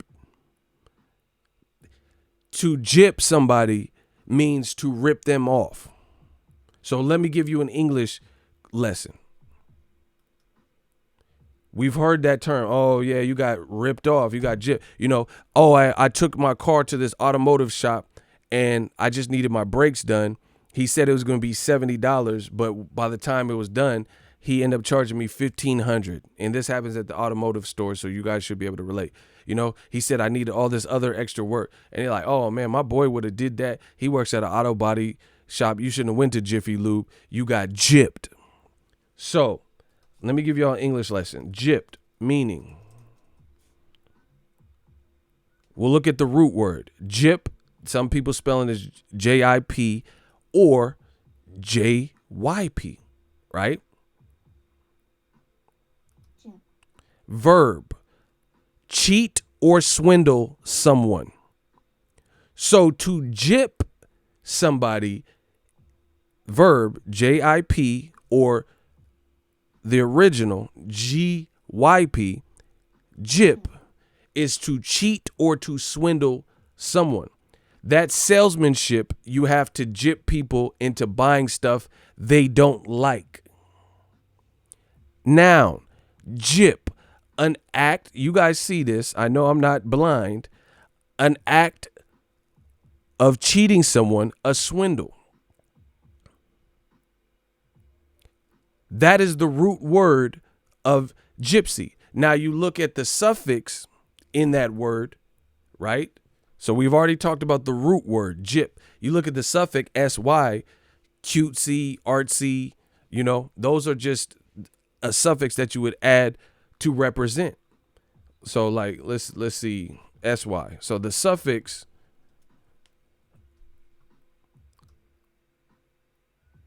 is sy. So you just put a sy at the end. So like I said, like, oh, this is an artsy person. The root word is art. So to be artsy, you're an artful, artsy person. That's so you're just adding a suffix to it. But the root word of gyp, by definition, is to cheat or swindle. So Tyson Fury calls himself the Gypsy King. So the literal meaning of Gypsy King is the king of cheating. You didn't know I was going to fuck you up like that. You have a 6'9" white male who prides himself in calling himself the Gypsy King. The root word being gyp, which means to swindle, rip off, underhanded things. So people are like, oh, the gypsies were persecuted. The reason being is they would come into towns. There would be women that were like in disguise, like con artists, basically, like harlequins. See, now I'm kicking too much facts. Like harlequins, and then they would come into towns and stuff and have false identities and aliases and portray themselves as a certain individual. But come to find out, it was more than meets the eye, and they were thieves and they were pickpockets, and they would do stuff to, take people's goods and monies and things like that. So the literal meaning of the Gypsy King, based on the English language, and the Great Britons, the British people are responsible for the English language, right? If you look at the root word, gyp, to gyp someone is to cheat or to swindle.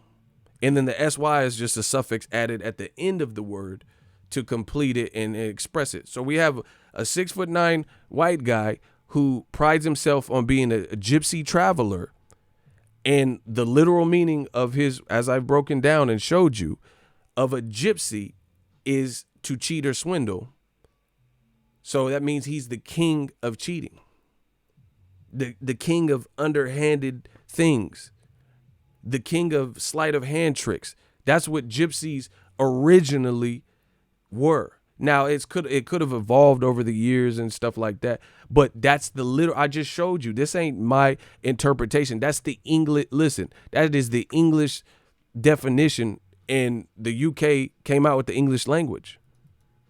See, they didn't know. I told you, they don't know the intelligence that we possess. So I know you guys have heard that term before. You've been gypped. That means you've been ripped off. Tyson Fury is being accused of Glovegate, Farmergate, and doing underhanded things to jockey for position or to gain an unfair advantage. And guess what? The literal meaning of his name, his nickname, that he so proudly said, I'm the Gypsy King, I come from a long line of gypsies. The literal, I just broke down the root word and the suffix. I told y'all to get y'all syllabuses out. The literal meaning of his name is gyp, which means to cheat or swindle, and the suffix added to it, which means the Gypsy King, by definition, would be the king of cheating. What? What? And these are the same evils.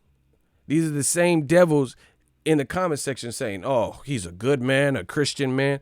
Bro, your nickname is to cheat. The king of cheating. That's what your name literally breaks down to.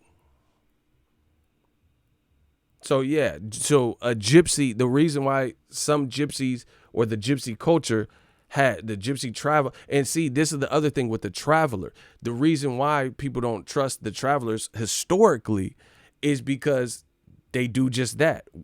Rolling Stone, where I lay my hat's my home. They never stay in one spot. So you would have gypsy travelers historically who would come and sell someone a bogus product or pickpocket or swindle or do something underhanded, and then they would leave the vicinity and then they would disappear. So you came in and got some people to believe you, whatever you were saying. Oh, I got a circus. The circus will be here on Saturday, or whatever the fuck you were selling. You know, I have a circus. Give me your money now and pay your deposit. And then we got this badass circus that we're going to do. And then everybody, you know, conforms and say, oh, that sounds good. Sounds like a good idea. Here's my money. Take it. And then what they would do is they would cut turf. They would cut turf and get out of Dodge. And you're a traveler, so you off to the next city. You off to the next town. Nobody, they got your money and it's over. So basically, a con artist. And you can't catch them because these motherfuckers is like jackals and jesters and shit. That's the origin. That's not ego, you know, slandering the gypsy culture. That's why people don't trust gypsies historically. Like I said, the culture could evolve. There's probably some good gypsies that are good people and stuff like that. However, if you come from a long line of families or like a family, you know, of gypsies, then somebody in your lineage, somebody in your ancestry.com probably got over on somebody. That's just the reality of it. So even, like I said, everything evolves. It's like let's say you come from a long line of drug dealers. Yeah, the Pablo Escobar's kids, that don't mean that they drug dealers, but Pablo was, you know what I'm saying? Like his pops might have been in some. So you guys got to educate yourself. You got to educate yourself on what goes on in the world. So don't tell me that he's incapable of doing this underhanded stuff, because there's people who come from not shady and seedy past and backgrounds that do stuff like you guys got to educate yourself. Now I'm kicking too much facts. Playtime's over, boy. Now we're going to flex that intelligence that we have. So back in the day, there was a drug dealer basically in Amsterdam. His name was Klaas Brunsma, right? And he blew up in Amsterdam. His dad was a famous, I think his dad did soda or some shit like that. Look it up. Klaas Brunsma. And he came from a affluent family, but his dad was like a little bit on the edgy side and, you know, verbally abusive, maybe physically abusive, but he came from a family with money. So, and he turned out to be one of the biggest hash dealers and dealers in Amsterdam history, Klaas Brunsma, right? Look it up. So that's a guy coming from a dad. His dad is basically rich and well off. So you have to understand the gypsy culture. Historically, there's a lot of gypsies that were getting over on people. You know, they were getting over on people. So how can you doubt people for not believing in you and you come from that culture? So Tyson Fury says, oh, my people have been prosecuted for 2,000 years. That's not the same as fucking slavery, because people got put on ships, you know, tricked and put on ships and shit and held in situations where there was like exposure to diseases and malnutrition, families separated against their wish, sold to the highest bidder and some other shit. That's different, because you basically get taken into that life of slavery. So this is Tyson Fury, and this is what some white people are attempting to do. They want to compare the persecution of gypsies for the last 2,000 years and their plight to stuff like what a black man deals with, or a black woman, or slavery. But it's not the same, because it wasn't like blacks in Africa were out here swindling people and then white people came and just took them to America because they was doing foul shit. So it's not even the same. It's not even the same struggle. The reason gypsies have received a bad rap is you got to do your research. Gypsies were conning people. And again, I can't speak for the whole gypsy culture and say everybody is a gypsy is a bad, but the culture, that's why, like, everybody that goes to raves is probably not a bad kid. But you can understand why the rave culture has a bad rap, because they're considered rebellious, face piercings, tattoos, which I don't care about that stuff. But there's also a drug culture within the EDM and rave culture. You see what I'm saying? So not everyone that goes to raves does drugs, but there's a lot of people who are involved in that culture that are selling MDM, that are popping Molly. So you have to understand you're associated with that. You're part of that culture. Y'all getting clapped. I know I missed $100 super chat. We out here getting this money. Coronavirus or not, we still gonna get paid.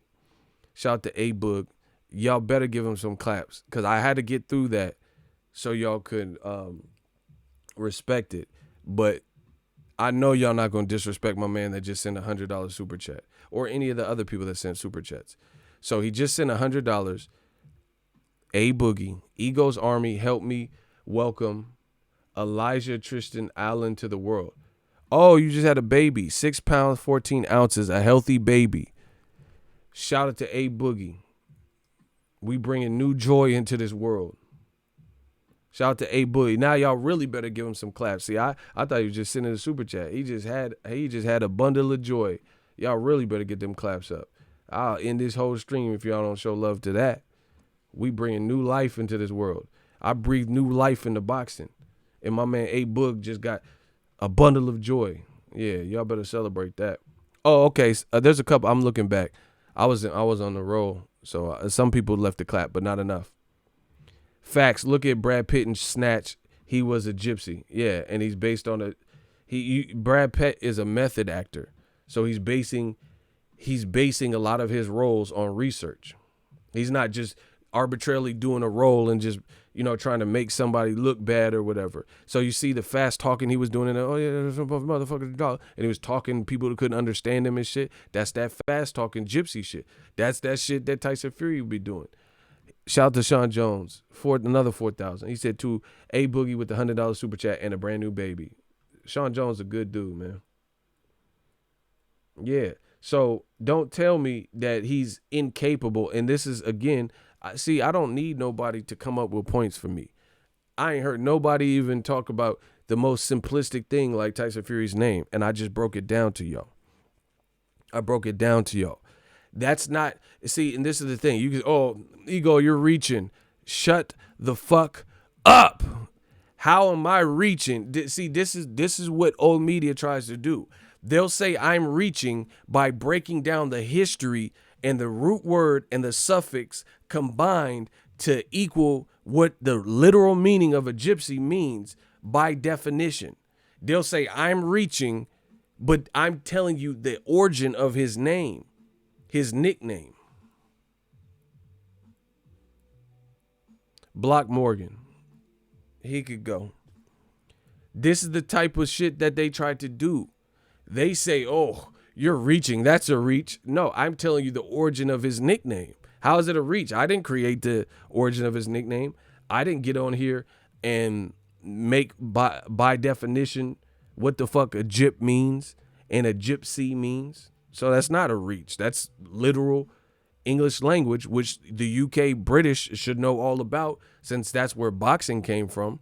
Boxing originated in the UK, and so did the English language. See, now I'm hitting y'all with different types of facts that I knew you wasn't ready for. They hate that we educated, bro. So all these dumb motherfuckers debunking and all this stupid shit, they never kick facts like that. I just told you an actual fact and broke down the man's name. I told you to get your syllabus out. I told you we wasn't playing, and I broke down by definition what his name means. These motherfuckers can't say nothing, but just sit there in fucking silence or say, oh, you're hating, man. Oh, Wilder got his ass kicked. Okay, so you need to go and tell me how The English language is now rewritten, and a gypsy doesn't represent that. Bro, his name is the Gypsy King. To gyp is to cheat or to swindle, to rip off, to cheat or to swindle or to rip off. So that means the Gypsy King, by literal definition, is the king of cheating, the king of the tricks of the trade, the jackal, the underhanded person, the con artist. Now you see him, now you don't. Disappear like magic. That's by definition what his name means. So don't tell me all this stuff about he's a Christian, man. Bro, there's a lot of serial killers that were Christians. What does that mean? The KKK is look. See, y'all fucking with the real one. Now y'all getting the real work. Okay. Y'all fucking with the real work. Okay. Watch how I pull this shit up in 2 seconds. Because you fucking with a real one. See, they not ready for this level of education. Okay. Bam. Ku Klux Klan. Christian terrorism. Right? You talking about, oh, he's a Christian. What does that mean? What that mean? Political ideology. Look. Christian terrorism. Look, anti-everything, right? Religion, Christian identity, and Protestant. So what does that mean? So he's automatically a great person? Look, this is the Huffington Post, the Huff Post. Let's get it. We could do however you want. KKK leader disputes hate group label. Quote, he says we're a Christian organization. So see, now I'm just destroying them in a different way. So just so you guys know, the KKK leader, not like just some like random underboss or something. The KKK leader, this is not many years ago, 2014, March 21st. So literally it's about to be his anniversary, and this was updated a year later, it says, right? But it was originally published on March 21st. The KKK leader disputes the group's label, a hate group label, and says we're a Christian organization. So you have to understand the benefit of being a religious organization is you can get certain exemptions, like tax exemptions and different write-offs if you're a religious group or body.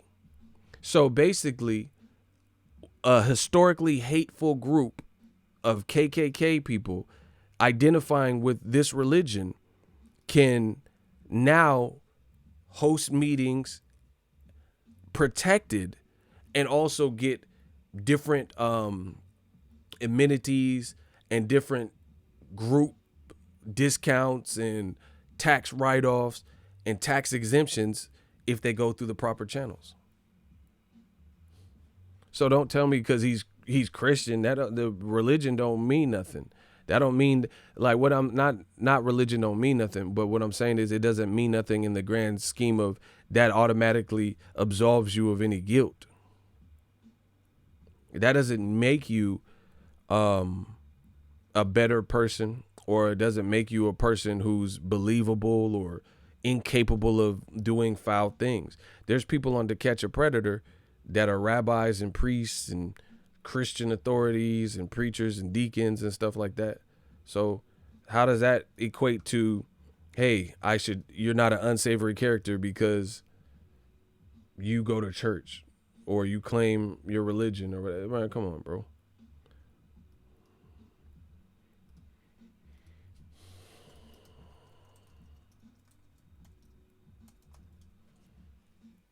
Come on, bro. Now you're dealing with some different stuff.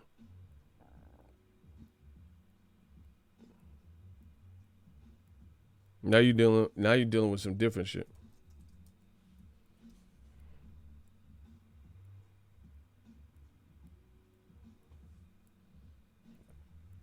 Cause in New York they had the Son of Sam.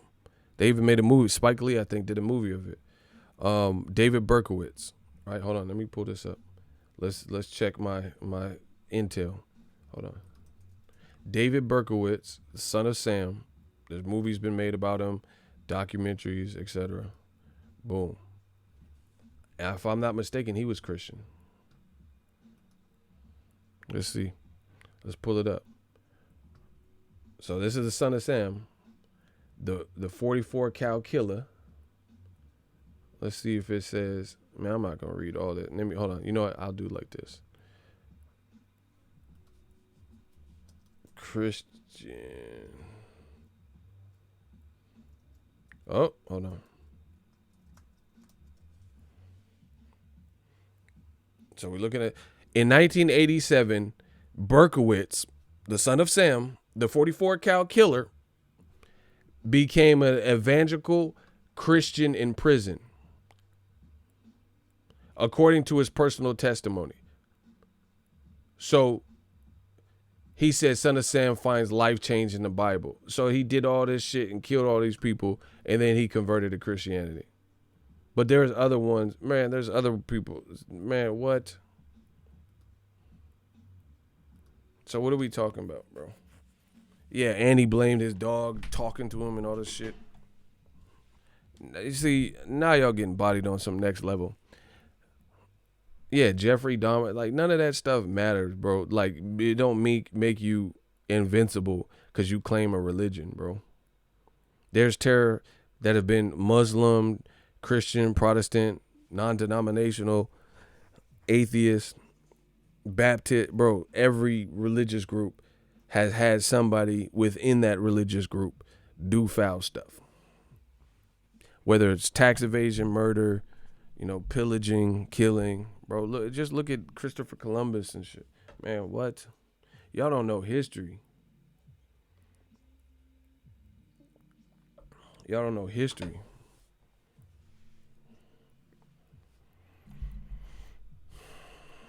So that's that. So old media gotta come with some better, more compelling evidence of how they know Tyson Fury should never be investigated because of what? Because I've already went through his literal name of the nickname of Gypsy King. I broke that down by definition.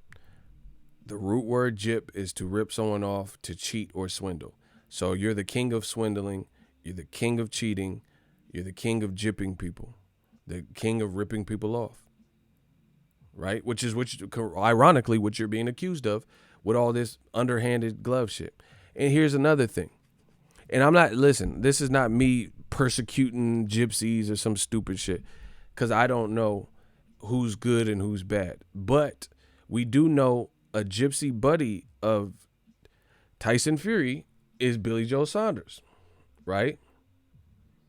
And he too failed a drug test. He could say whatever he wants, but he failed a drug test. So he's a known gypsy, and before the biggest fight of his career, or at least to me, that I was most looking forward to out of all Billy Joe Saunders fights, Demetrius Boo Boo Andrade, that was the biggest fight that I ever wanted to see Billy Joe Saunders ever in. He failed a drug test.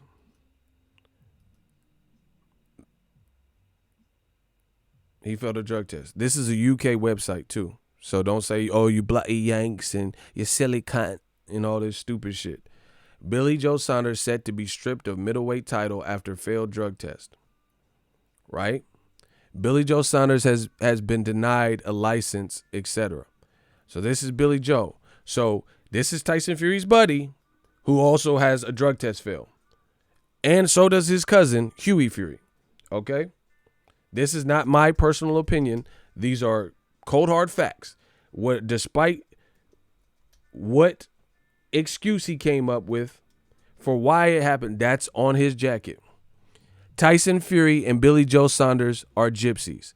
Look, 2014, Tyson Fury and Billy Joe Saunders, quote, "We are gypsies." So they're both telling you they're gypsies. So before I keep going, so the both people you see in here have failed drug tests. Fury has failed 2.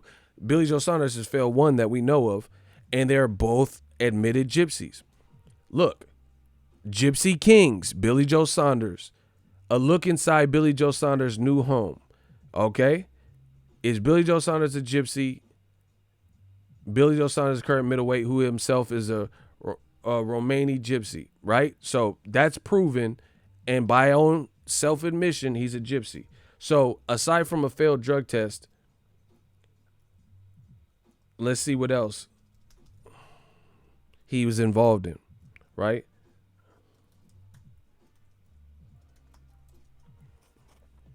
So he failed a drug test. Oh, that part. Billy Joe Saunders tricks a drug addict into assaulting somebody. Billy Joe Saunders taunts a woman in the street in a second video. Billy Joe Saunders apologizes for encouraging a woman. Let me pull it up so you guys can see. This is a UK media, The Independent. This is not American shit. See, now I told y'all, leave me the fuck alone, but y'all didn't want to do it. Okay, you're going to get the ultimate work. So, a known ally to Tyson Fury and fellow gypsy, Billy Joe Saunders apologizes for a video encouraging a woman to assault a stranger and to perform sex acts for drugs.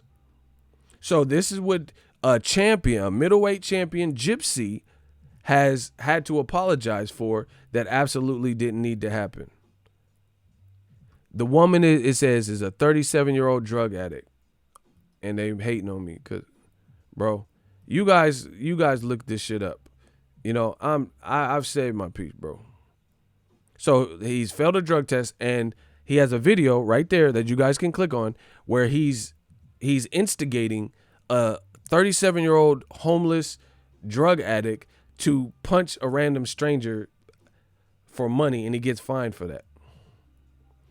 Billy Joe Saunders tricks. Okay, so now we're talking about gypsies to cheat, trick, swindle, or do some underhanded shit. And it says Billy Joe Saunders tricks an addict into assaulting a passerby. So is this a gypsy trick? Bro, what? Look, and there's the video, bro. So a gypsy person, the root word of gyp, which I went over, to cheat, swindle, trick, underhanded, rip off, he tricked somebody who is a drug addict who's suffering in this world, right? He tricked him into hitting somebody random on top of failing his drug test. So this is a great person. And this is the person probably going to fight Canelo. And they're loving it and shit.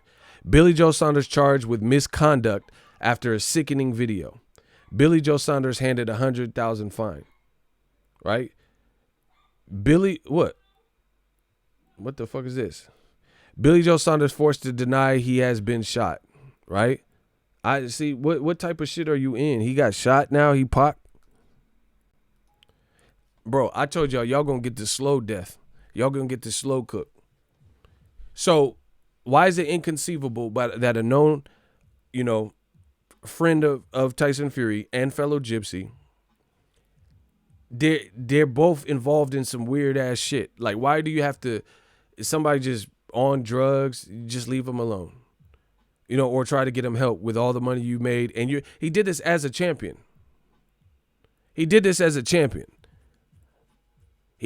not like he was just some 17-year-old kid and hadn't found his way in boxing. He's a grown-ass man, and he did this and got fined and got charged with it because he tricked some person, hey, I don't know what he said. Oh, I'll give you some money if you do this. And then white people, Tyson Fury and Billy Joe Saunders, is actually trying to convince me that, like, oh, my gypsy people have been persecuted for 2,000 years and and it's the culture and people look down upon us. Maybe if you don't do shit like that, then you probably wouldn't get looked down upon. Just a thought. And the culture of the gypsy and the history. I'm not saying there's no good gypsies out there, but what I am saying is if my people had a bad rap for doing this, and that, and then I get in a position of power and I do this, and that, then how is that going to change the image of the gypsy? So, for example, Saudi Arabia, they have different cultures. See, now you're getting the intelligence. Now you're going to get the smart, you getting smart ego. We're going to break this shit down together as one big family. I told you, we're going to be spending a lot of quality time together. See you later, sweetie, honey, sugar. Now y'all getting this real fucking work. Stop playing with me. And nobody that I've seen has made any of these points. Right? So, Saudi Arabia, they have different cultures, their views upon women, the religion has what's perceived by the modern world as harsh outlooks and rules and rule sets against women. This is the culture. In an effort to change that, you see Eddie Hearn trying to bring events there because there's certain in Saudi Arabia, historically, based on the cultures and the customs, women couldn't drive for a while until recently. They couldn't travel without a male chaperone. You could like arrange marriages, volume, like if you were loud, these things were not tolerated in public, being too loud, making a scene. See, like I said, you guys have to educate yourself on different cultures, right? Things like fraternizing. Do you know in Saudi Arabia, unless this has changed, women couldn't go to a movie theater because they don't view women in the workplace or in certain things. They feel like a movie is too quaint, comfy, dark lights and stuff, and they don't want you to actually be in an environment like that. Right? They don't believe women should be in an environment like that. Women with, caked on makeup and stuff like that. But in an effort to modernize and update and kind of change the outside world who might not understand the culture and the custom for women, they've uplifted certain bans. Like, okay, maybe a woman can fly by herself now. Maybe she can drive a car now. Maybe she can express herself a little bit different. Bring events like Andy Ruiz Jr. and Anthony Joshua to there to show like, oh, hey, we like to have a good time too. We just don't drink the alcohol, none this and that. We have our own rules. So the point I'm making is this. If the Gypsy Kings, Billy Joe Saunders and Tyson Fury felt that Gypsy people have been persecuted and unfairly treated for 2,000 plus years, why do some of the foul, heinous shit, the shit you're accused of, to further put the Gypsy image in the imagery that people have in the whole? Why would you do that? As opposed to being what LeBron James is for black people. Somebody that came from nothing, came from Akron, Ohio, and is now a great role model and somebody who has put money back. He put his money where his mouth is. He's opened up schools. He usually has positive message. He got a Kobe Bryant tattoo. He didn't hate on Kobe Bryant. Like, because people try to pick Kobe Bryant. That's what they do to black people. They try to pick Kobe Bryant and LeBron. And I can't say I'm not guilty of it too, because back then, I'm a huge Kobe fan. So I fell victim to that too, where I'm like playing them against it. Man, Kobe better, blah, blah, blah. They're both great. As I've gotten older, you realize they just both great. So instead of doing what Saudi Arabia is doing and trying to update and modernize the rules set a little bit, and keep up with the times a little bit, with the perception, why would Tyson Fury and Billy Joe Saunders why would they be doing the stuff that they've done career-wise that would further push the perception of gypsies back, as opposed to calming the fuck down, not being involved in drama and trouble? If you really wanted to uplift that spirit of the gypsy, like we're good people, we're honest, hardworking people, we're not swindlers and shit like that, why wouldn't you represent your cause to the fullest, to the point where people are like, oh man, these gypsy motherfuckers is cool, they're trustworthy, you're not doing shit. So if people had these stereotypical thoughts about what a gypsy is, you're not helping. That's the point. That's the point I'm making. You're not fucking helping, because the stereotypes, you guys are doing foul shit that people, that if anything, they don't substantiate your claims that the gypsies are the purists when the two biggest gypsies that we even fucking know about in the boxing world are doing shit and involved in some shit that people are like, man, what the hell? I told y'all, this is going to get ugly for all of y'all. And see, that's why I told you, Tyson Fury is not going to be big in America because he has too much of a past. His past, okay, if Kevin Hart, a black African-American comedian and actor, he was offered the role of hosting the Academy Awards, the 77th or whatever Academy Awards. Do you understand that people, they dug up tweets from Twitter where he was making jokes, and I guess he had like some gay innuendos or whatever he said. And I'm not vouching for this because I think you need to treat everybody with respect.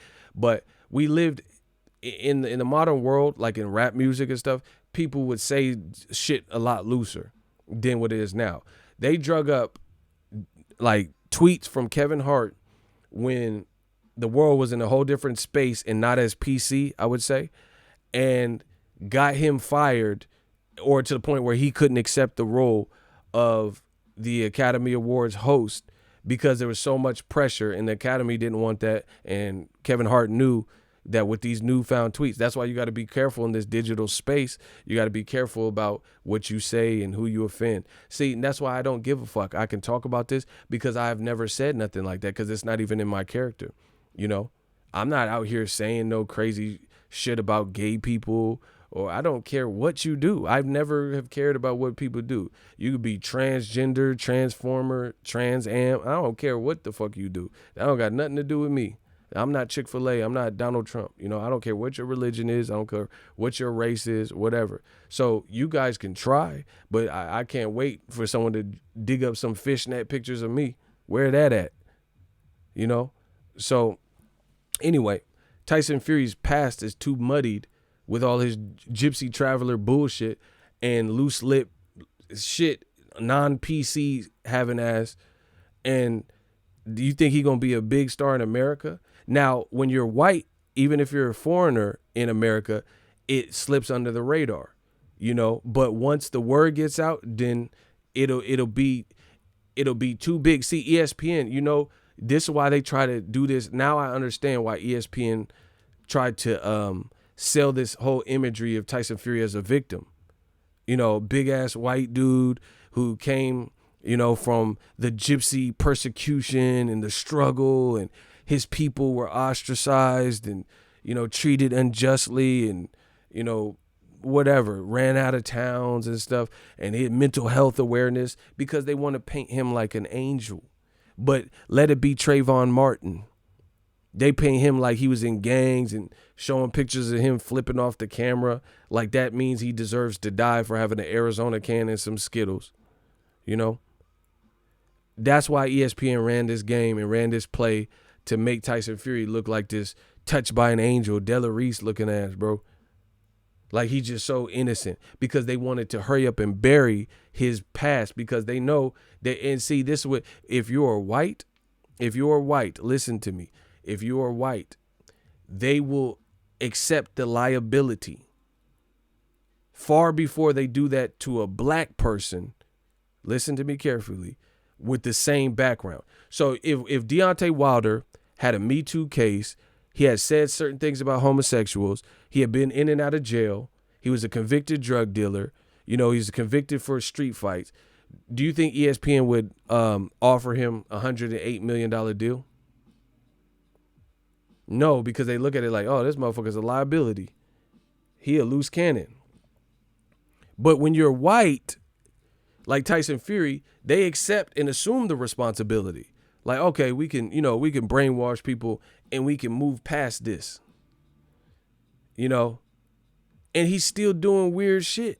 And you want me to believe that he's this saint. The motherfucker licking blood and, you know, saying he gonna get coke and hookers after the fight. He's still doing weird shit. So, once again, this is now ESPN, Top Rank, WBC, California State Athletic Commission, Nevada State Athletic Commission. It's all your problem. The blood is on your hands because you end up joining forces with somebody that you ultimately can't control. And you can try, see, this is the thing. I learned this in life a long time ago. You can try your best to help folk out and help people out, but some people don't want to be helped. You could try, like, you get a drug addict off the street, you know, if they don't want to help themselves and actually get sober, then you wasting your money, you wasting your time, because it has to come from within. You have to believe the way you are living is foul and you want to change it because you want to preserve your life or because you have kids or a family. You have to want to get cleaned up. But see, this is what happens. People are more likely to help a white person, especially white people, you know. So Bob Arum is more likely to help Tyson Fury get on his feet. But the thing is, like I said, you can't help people if they don't want to be helped. Tyson Fury, all this stuff ESPN done, red carpet treatment, they treat him better than Terrence Crawford. To me, Terrence Crawford, he got no controversies, right? He has a lot more of a clean jacket. Not saying he has the thing with the automotive mechanic and, got shot in the head, little like weird shit like that. But why didn't ESPN roll out the red carpet for this motherfucker? To me, Crawford is a better fighter. That's my honest opinion. Honest opinion. I think Terrence Crawford can do more. He's harder to beat. And his wins, at the very least, Jose Benavidez, guys that don't even like him, have never accused him of tampered gloves or, after his fight, his glove bending. Nothing like that has happened. But they'll give a white person like Tyson Fury, with all these things, all these demons, all these skeletons, cocaine fails and nandrolone, they'll give him $108 million and roll out the red carpet for him to blossom in America. And then to the point, boo Deontay Wilder at his own weigh-in, and I mean his own because he's from America and Tyson Fury ain't. And that's what I said. It's like the drug addict. You could try to salvage, like, let's say, and I hope he gets help. Let's say Delonte West. Let's say I say, man, Delonte, man, I looked up to you when you was playing in the league. Let's clean you up. If he don't want to get helped, it might last for a short period of time. But then if he's weak-minded or he doesn't want to get helped or he's too far gone or strung out, then guess what? My efforts, it's just I just wasted my time. And that's the cold-hearted, uncut truth. You have to the change has to come from within. Tyson Fury, to me, is not changing. He's not evolving. The shit he was doing, now it's surfacing. And this is now your liability. Y'all got to smash the like button. I'm taking y'all to fucking school today. And I'm not playing no games. I ain't made one joke, one impression since I've been going off. Y'all going to respect it. I promise you that. You're going to respect the intelligence. You're going to respect the lesson. And I'm telling you, this is the reality. This is not, oh, shut up, you keep crying. And this is bigger than just Deontay Wilder. I don't give a fuck about that loss, bro. It is what it is. He lost. Cool. This is something much deeper. So for that reason, it's much more meaningful to me. And I'll be damned if I let somebody not, knock me off my pivot and not say what I got to say. Bro, I don't give a fuck about no credential, because I'm self-made. You just see I got $100 super chat. I can go to somebody's event right now. And I'm not saying I want that, because I'll cover anybody's event. But just know you ain't going to play me like that. I got $100 super chat yesterday and today off of one video. Despite all the videos I'm getting views and shit making about Tyson Fury and all the other super chat, bro, you not finna play me like that. Because I could go to your funky ass event and cover it and not even, put out a video and run and chase fighters and shit. And that video is not guaranteed to get me over $100, $200, $300 that I get already in super chats. So you're not finna play me like that. That's just the reality of it. And that's the beautiful thing about what we've created here and the independence and the creative control that I've established through years of hard work. So that's that. But you just see the red carpet treatment got rolled out. ESPN, bro, I'm gonna make all these motherfuckers pay, bro. Because it's criminal. Shakur Stevenson, okay, I get it. The virus canceled his fight. But they wasn't promote. I didn't really see no promotion for the shit anyway. But then you got this fucking, this guy that you have to change people's impression of Mr. Gypsy King to try to make him super sellable. And he has all this shit on it. Shakur Stevenson, bro, he's been popping since he was a kid. We watched his journey in the Olympics. I knew about Shakur Stevenson before the Olympics. They were sparring to him and Devin Haney and shit. He seems like a good kid. He from the hood, Newark, but he seemed like a good kid. Why his fight with Mariaga, I ain't see no promo for it. It ultimately didn't matter because it got canceled. But it got canceled when it got canceled. It got canceled like days before it was happening. So that don't explain why you didn't promote it weeks prior. Don't tell me, oh, we knew about the coronavirus, so we didn't want to promote it.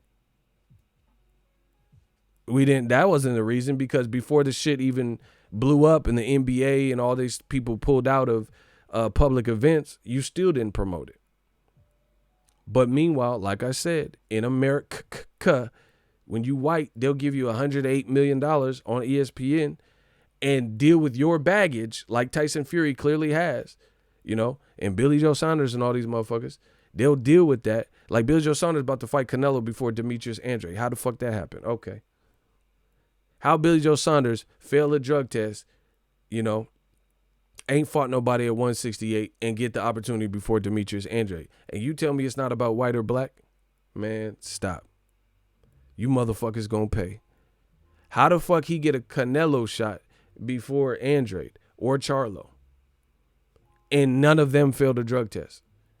And they're all undefeated just as well, and they're all champions just as well. And if anything, they're 2 division champions as well too. But the difference being is Charlos have better fights in their 2, or Jamal has a better fight in his 2 divisions, his second division, than Billy Joe Saunders has in his second division, which is 168. The same thing with Andrade. So it's looking crazy. So the bottom line with the gypsy shit is I don't even think Tyson Fury, he just got too much baggage and shit. I don't think his name is going to blow up like they want. But the point is they'll try to allow for it to happen and get you on the fast track. Like, hey, we'll cover up your past. And now you see this shit is busting at the seams. This shit is busting at the seams. It don't fit in them jeans anymore because it's just too much. You try to basically harbor a fugitive. It's the same kind of concept. It's the same thing as harboring a fugitive. You knew this motherfucker was guilty. You knew gangs was looking for him. You knew the 12 was looking for him. Cops, SWAT team looking for him. FBI looking for him. And you harboring a fugitive. That's the same thing we see in this society. You put them on your roster. You put them on your team despite the baggage, and gave opportunities and massive paydays despite the baggage. Meanwhile, Terrence Crawford, he don't even have that type of baggage. Shakur Stevenson don't even have that type of baggage, and I don't see the same red carpet treatment. Shout out to Baton Rouge. They said they rocking with me. Shout out to the 504 Louisiana, all that good shit, man. Bro, it's not making sense. So, Tyson Fury, man, the money keep coming in. I don't even know, bro. I'm just destroying them, so. Yeah, y'all getting schooled the fuck up. And see, like I said, people are trying to make, you're sad about what? Man, I don't give a fuck about that shit. This is about something way more important to me, which is equality. See, everybody care about, 4th of July and Independence Day and all this bullshit, and they be patriotic until it comes time to support a fucking minority or a black person. Then now all of a sudden your patriotism is just dissipated, And now all of a sudden everybody believes in Tyson Fury. There's no way he could do that. They don't even want to investigate. They don't want to make no videos about it. They try to ridicule people who are making videos. Steve Cunningham and the black channels, they're making Glovegate videos. These idiots. Why are you tuning in then? If we're so idiotic making videos about it, why are you watching? They can't help themselves. That's why I know they fucking liars and shapeshifters and devils, the evils, because they know what I'm saying. They know the prodigal son has returned. Bro, and then Let It Be Floyd, I'm glad someone brought that up. Let It Be Floyd, they can't wait to talk about this domestic violence shit. Even though the girl, she just died, they'll talk about that, but they don't want to talk about Tyson Fury. This shit ain't never going away, bro. They got to come get us all up out of here because this shit is never going to go away. We've already, like Pac said, he said, I'm not guaranteeing I'm going to change the world, but I promise I will spark the brain. I'm going to spark the brain. So there's too many people who are free thinking and they see the play. They see what they doing. They see the fake triumph and sob stories that they want to give certain people. Why is Floyd just a convicted abuser and woman abuser, but all the fucked up foul shit Fury done did, it just goes swept on the rug and it's like, make no mention of this. God damn it, shut up. How's that happen? What part of the game is that? What part of the game is that where everybody else's shit disappear and go away? Unless you black in America, your shit don't go away. You stuck with that. Whatever it is, if it's 1 or 2 strikes, that stay on your jacket. You stuck with that. You better change your name or some shit, because if you go by the same name, you stuck with that. That's on your jacket. But then when everyone else, we supposed to just forget about what you did and remain silent and not talk about these issues that are so near and dear to all of our hearts, or they should be, because it's all about fairness. It's all about the sportsmanship of boxing. But they say, no, quit crying. Who cares? Your boy lost. The black boy lost and all this shit. You know, you silly cunt. All right, I got your silly cunt. I told y'all stop fucking with me. Told y'all 9, 10 times ago stop fucking with me. I got your silly cunt. It's coming. Don't you worry. It's coming. Hold on. What y'all say, silly cunt? Okay. Let me dust off of this mic. I got dust off of the mic. I am not done. Class is in session. You a silly cunt? Okay. Say no more. All right. Tyson Fury. What else he done did? So the Farmergate, Glovegate. Now ESPN, 13 hours ago, I've been talking about this for days and weeks and shit. ESPN finally come to the table. Whatever. Okay. Old media shit. UK anti-doping looking into Tyson Fury. I told you this shit don't just go away because you wanted to, right? Tyson Fury could face 8-year ban 1 day ago. Now people want to talk about it. Okay. Let's look at women, what he said. Let's see what Tyson Fury said about women. See, this is why he's not going to be big in America. Bro. Look, so this is around the time where he's accused of being on drugs, which they said nandrolone can account for mood swings. Okay. Now you're going to get the ultimate work. Okay. What did Tyson Fury have to say about women in a video? Let me pull that up. This is why the Irish Times. Tyson Fury says, quote, "A woman's best place is in the kitchen. World heavyweight champion will not be removed as sports personality of the year." They show you the video. This is where he says it. Oh, man. Damn, you said that about the women, folk? Oh, man, that don't sound right. See, they want to give everybody, oh, he's incapable of cheating or doing anything foul. This is after he beat Klitschko.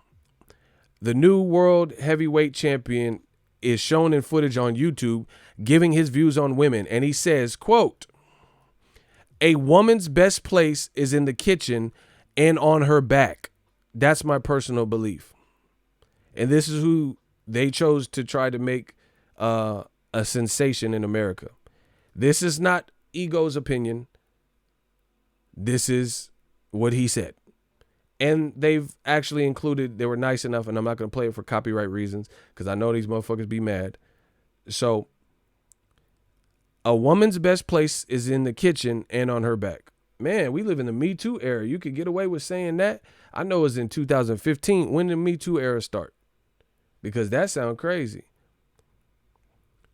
Fury also gave his opinion on women in boxing, in which he spoke about the ring girls. He says, quote, "The ring girls give me inspiration when I'm tired and I see them wiggling around with their round 2, round 8 cards." So they asked him, Tyson Fury, they asked him about his thoughts on women in boxing, meaning Katie Taylor's, Ann Wolf's, and Clarissa Shields. He starts to talk about the ring girls and their outfits. Sounds pretty sexist.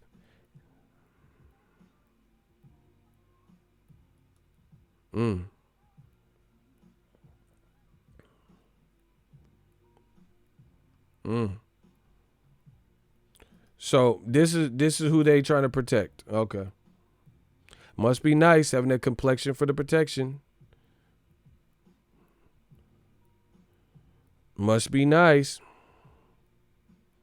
So this ain't nothing new that he's been involved in controversies.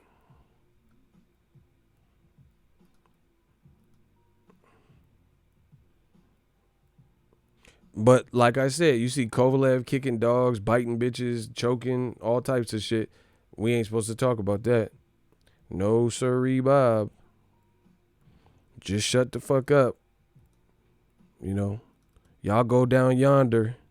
Don't say nothing about that. And the funny thing is, this don't have nothing to, this ain't even ego. I didn't make him say this goofy ass shit. Bro, you got too much shit on your jacket. You got far too much shit in your jacket for you to be the, Lennox Lewis or whoever the fuck of boxing. Because all this shit ain't, some of y'all don't even know about it. Y'all fuck around and backing this shit up. Oh yeah, hey, I like him,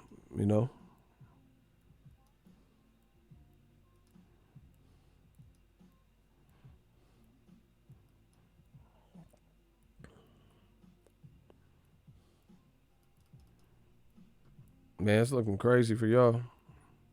Not me, but y'all. See, and the funny thing is, I could say this. I'm not saying I'm a saint in every way, but I don't have no shit like that. I don't have nothing on my jacket like that. Or I ain't said this monkey ass shit. And the list goes on and on. So once again, this is who they're trying to convince me would never do Glovegate, would never pay off the farmer. This same person.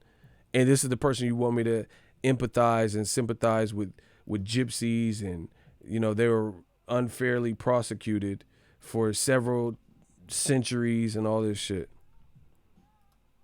But then when Trayvon Martin died, motherfuckers don't feel no type of way about it. Oscar Grant get his head blowed off. Nobody care. No. I'm from the Bay, bro. No. It's not finna happen. They say quit crying. Quit crying, guys.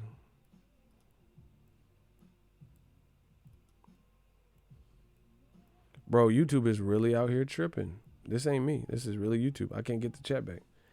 Whatever. So, anabolic steroid, and you blame wild boar meat, and your plug just bailed on you and said that alibi was falsified. Documents and statements were falsified. Your glove is fucking bending back, and that's unexplained. Nick Asbury is accusing you of, and showing, he said, these are the gloves he wore. Look, it ain't got no padding. I found an egg weight in one of the gloves, and Ben Davison threatened me. Young Pharaoh got the video. Ben Davison threatened me if I kept talking, Bro, how much shit? He said women's best places in the kitchen making me tea, and women, as far as women in boxing, yeah, it's good for the ring girls in them tight little outfits, jiggling and wiggling about. Bro, what? Bro, this man's saying too much. It's too manic. He's just saying, he's doing too much. You're doing too much, bro. You're going to get eaten up by once UK media, well, not UK. Once US media finds this shit, bro, all them groups finna be on your ass. See, they don't know about this because nobody knew who the fuck Tyson Fury was for real. But you want me to believe that he's incapable of doing no wrong.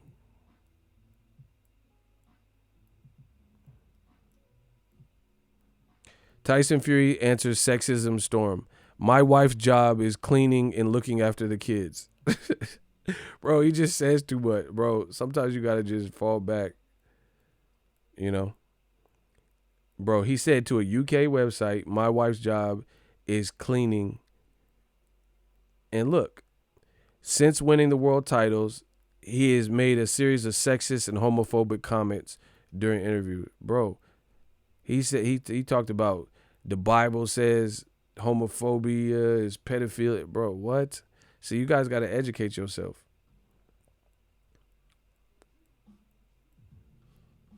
Look, and see, shout out to the Mirror. Hold on.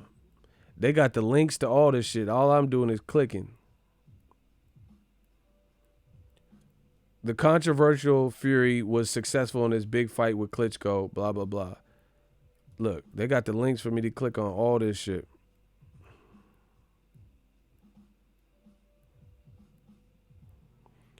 Tyson Fury compared, and this is all the time. The Farmer, this is around the time the Farmer story. This is the same years, 2015, 16. Tyson Fury compares homosexuality and abortion to pedophilia in bizarre and offensive rant. This is what they want you to sweep under the rug. Yeah, let's not talk about Terrence Crawford on ESPN, the black guy, dark-skinned guy. The Black Channel. Let's give him the red carpet treatment. He says, I read the Bible and there are only 3 things that need to be accomplished before the devil comes home. One of them is homosexuality being legal in countries. One of them is, I don't even want to say these words because he's just saying too much. I don't want YouTube on me. Right? So you guys can read with it.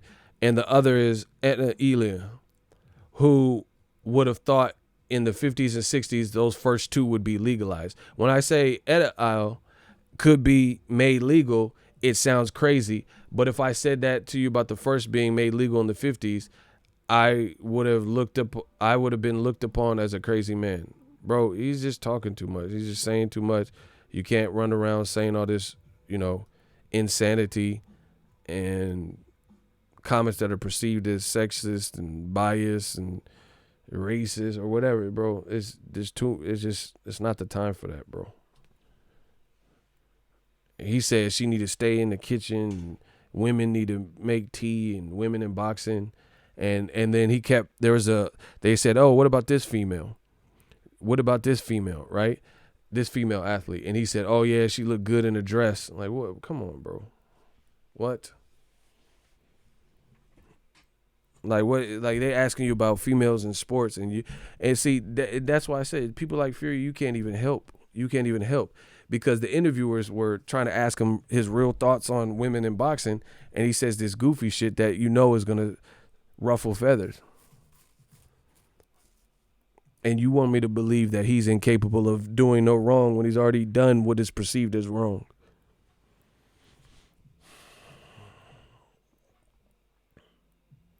Once again, this is old media. He said, have you heard of the shit Ali said? What does Muhammad Ali, who's deceased and black, have to do with white Tyson Fury, who's alive and well and a champion and involved in controversies? Block Jake G. Block Jake G. You see, this is the common method. They see new media striking down on old media with pure fact. This is not even opinion. This is pure fact. This is not conjecture. Block Shola Ebola or whatever. Get some claps up for Jay Thompson. Look, we made $150 at least in this chat. They can say whatever they want. My job, I can end it right here, bro. Quarantine or no quarantine, we out here eating. So shout out to Jay Thompson. Get the claps up. I know there's a lag. Y'all just got to deal with that.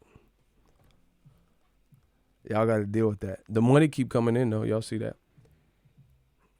And now I can't go nowhere and spend nothing. I'm not trying to go out like that. So we just going to save and build the channel.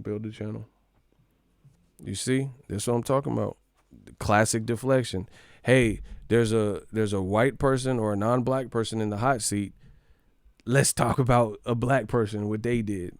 It's the same shit. Same shit. Let's talk. Oh, you heard what Muhammad Ali said? But, and here's the other tactic.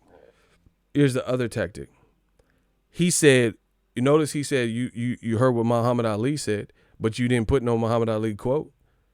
You just want to distract and say, hey, look what this black guy did and what he said in the 60s and 70s or whatever. And you won't even put the quote. I showed you the quote and the source, and I sourced it out, like a bibliography.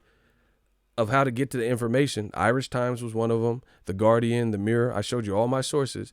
They just saying, hey, but did you hear what Muhammad Ali said? What does that have to do with anything? Muhammad Ali's not even in this, like, on this earth anymore. But beyond that, if he said something so foul, then why didn't you quote him? Why didn't you put a direct quote? Even though that would still be a deflection and a distraction. Bro, old media, you got to send some better work, bro. They sending the worst people. Hey, Business Brain, no, you chill. Don't do it. They just put $50 super chat. Don't do them like that. They just sent $50. I don't know. And sometimes when you click the message, I don't know if they meant to send it that many times, but they just sent $50 super chat. They good. Trust me, that's not no troll, because these trolls be broke. Trolls ain't gonna send no $50 super chat. So I don't know, Jay Thompson, I don't know why you send the message so much, but they thought it was spam. So we know if he had been a black man, he would have been crucified. Well, of course. We already know that. That goes without saying. But this is what I'm saying. In Tyson Fury, like I said, he said it's not about black or white, but it's clearly about that to some people, period. End of story. And the other thing is, like, Frank Warren and WBC backing Fury at this time. That's cool. So if more shit comes out, then the blood's on your hand, because this is who you sided with. So that's cool. But the other thing is, you notice they trying to make this 70-year-old farmer, right? They're trying to make him sound like a big liar. But what about Tyson Fury? You see, I'm bringing up the points ain't nobody talking about. They saying this farmer, oh, how can we trust an admitted liar? But you said his story is bullshit. So if it's bullshit, then how is he lying? You said he was ready to commit perjury, but you said you don't believe the whole story. It's a scam. So he wasn't ready to commit perjury in your world because it's not true. But beyond that, Tyson Fury's on record lying. He said, oh, I'm going to fight Dillian White. He deserves a shot. Never mind, I'm not. And then he takes it back a week later. He said, I'll fight Dillian White for the Diamond WBC belt. Right? Then a month later, 2 weeks later, he said, fuck Dillian White. Then he says, I'll fight Dillian White. Right? He deserves a chance and an opportunity. He's been waiting a while. Then he come back and say, fuck Dillian White. He changed like 4 times. What about when he says, you talking about the farmer lying? What about Fury? What about all the radical shit he says? Why? See, now this, like I said, this is getting ugly, bro. It's getting ugly. It's getting ugly because now you're trying to say the farmer's lying, but Fury has a history of lying.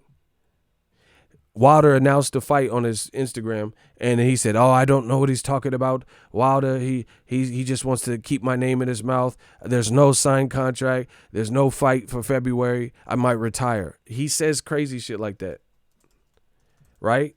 But you want to talk about liars.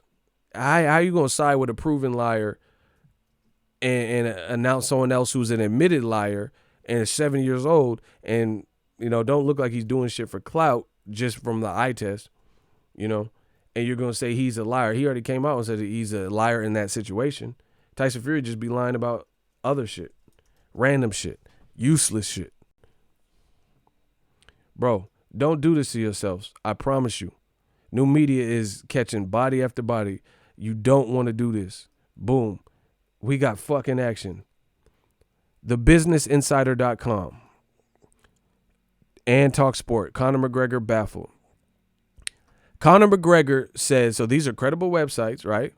Conor McGregor says he has never spoken with Tyson Fury despite the heavyweight boxer's claims that he had offered to help train him in a potential UFC debut. Last year, Tyson Fury teased the switch and added that Conor McGregor said he would train him in this transition. I've got something big coming up. They have all the quotes. Man, all these. So anyways, ad block. So that's enough of that. Look. Conor on Fury. Man, you guys are getting destroyed, bro. Talk Sport, UK-based media. Not true. Conor McGregor baffled by Tyson Fury's claims that he offered to train him. Right? So he's like, I don't know what he's even talking about. McGregor was baffled where Fury got this from in his interview with BT Sport, and they linked to it. Right?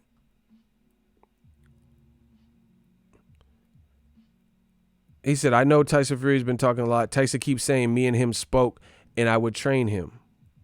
I never spoke. Look, this is Conor McGregor, superstar. I never spoke to Tyson Fury in my life, So I don't know why he's saying that. So you're calling the farmer a liar. You're calling the farmer a liar, but Tyson Fury said that, hey, guess what? Conor McGregor is going to train me for a UFC debut. And then Conor McGregor said, I don't know what you're thinking. I never told him. I never spoke to him in my life. Man, it's looking ugly for y'all. It's looking so ugly.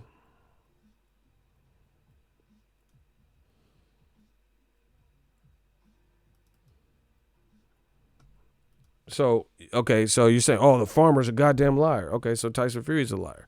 Because he said he talked to Conor McGregor, and then Conor McGregor said, who the fuck is it? I don't know what you're thinking. I never talked to Tyson in me life. Bro, them motherfuckers say he never talked to him in me life. What? Man, come on, bro. It's ugly. I'm out. It's getting too ugly. Sam Cassell, y'all getting destroyed. I don't know what you're thinking. I never talked to him in me life. Who the fuck? Shut your fucking mouth, mate. I never talked to him. Bro, he said he ain't even talked to him in me life. What the fuck? Y'all better leave me alone. That boy Conor real. I like Conor. That motherfucker. He said, shut your fucking mouth, mate. Never talked to him in me life. Bro, he never talked to him in me life. I'm out. Y'all getting destroyed. This shit is too easy. Shout out to everybody. Y'all send some big super chats. Oh my gosh. I'm just going to go back to the quarantine. And, man, what? The prodigal son has returned. Shout out to everybody.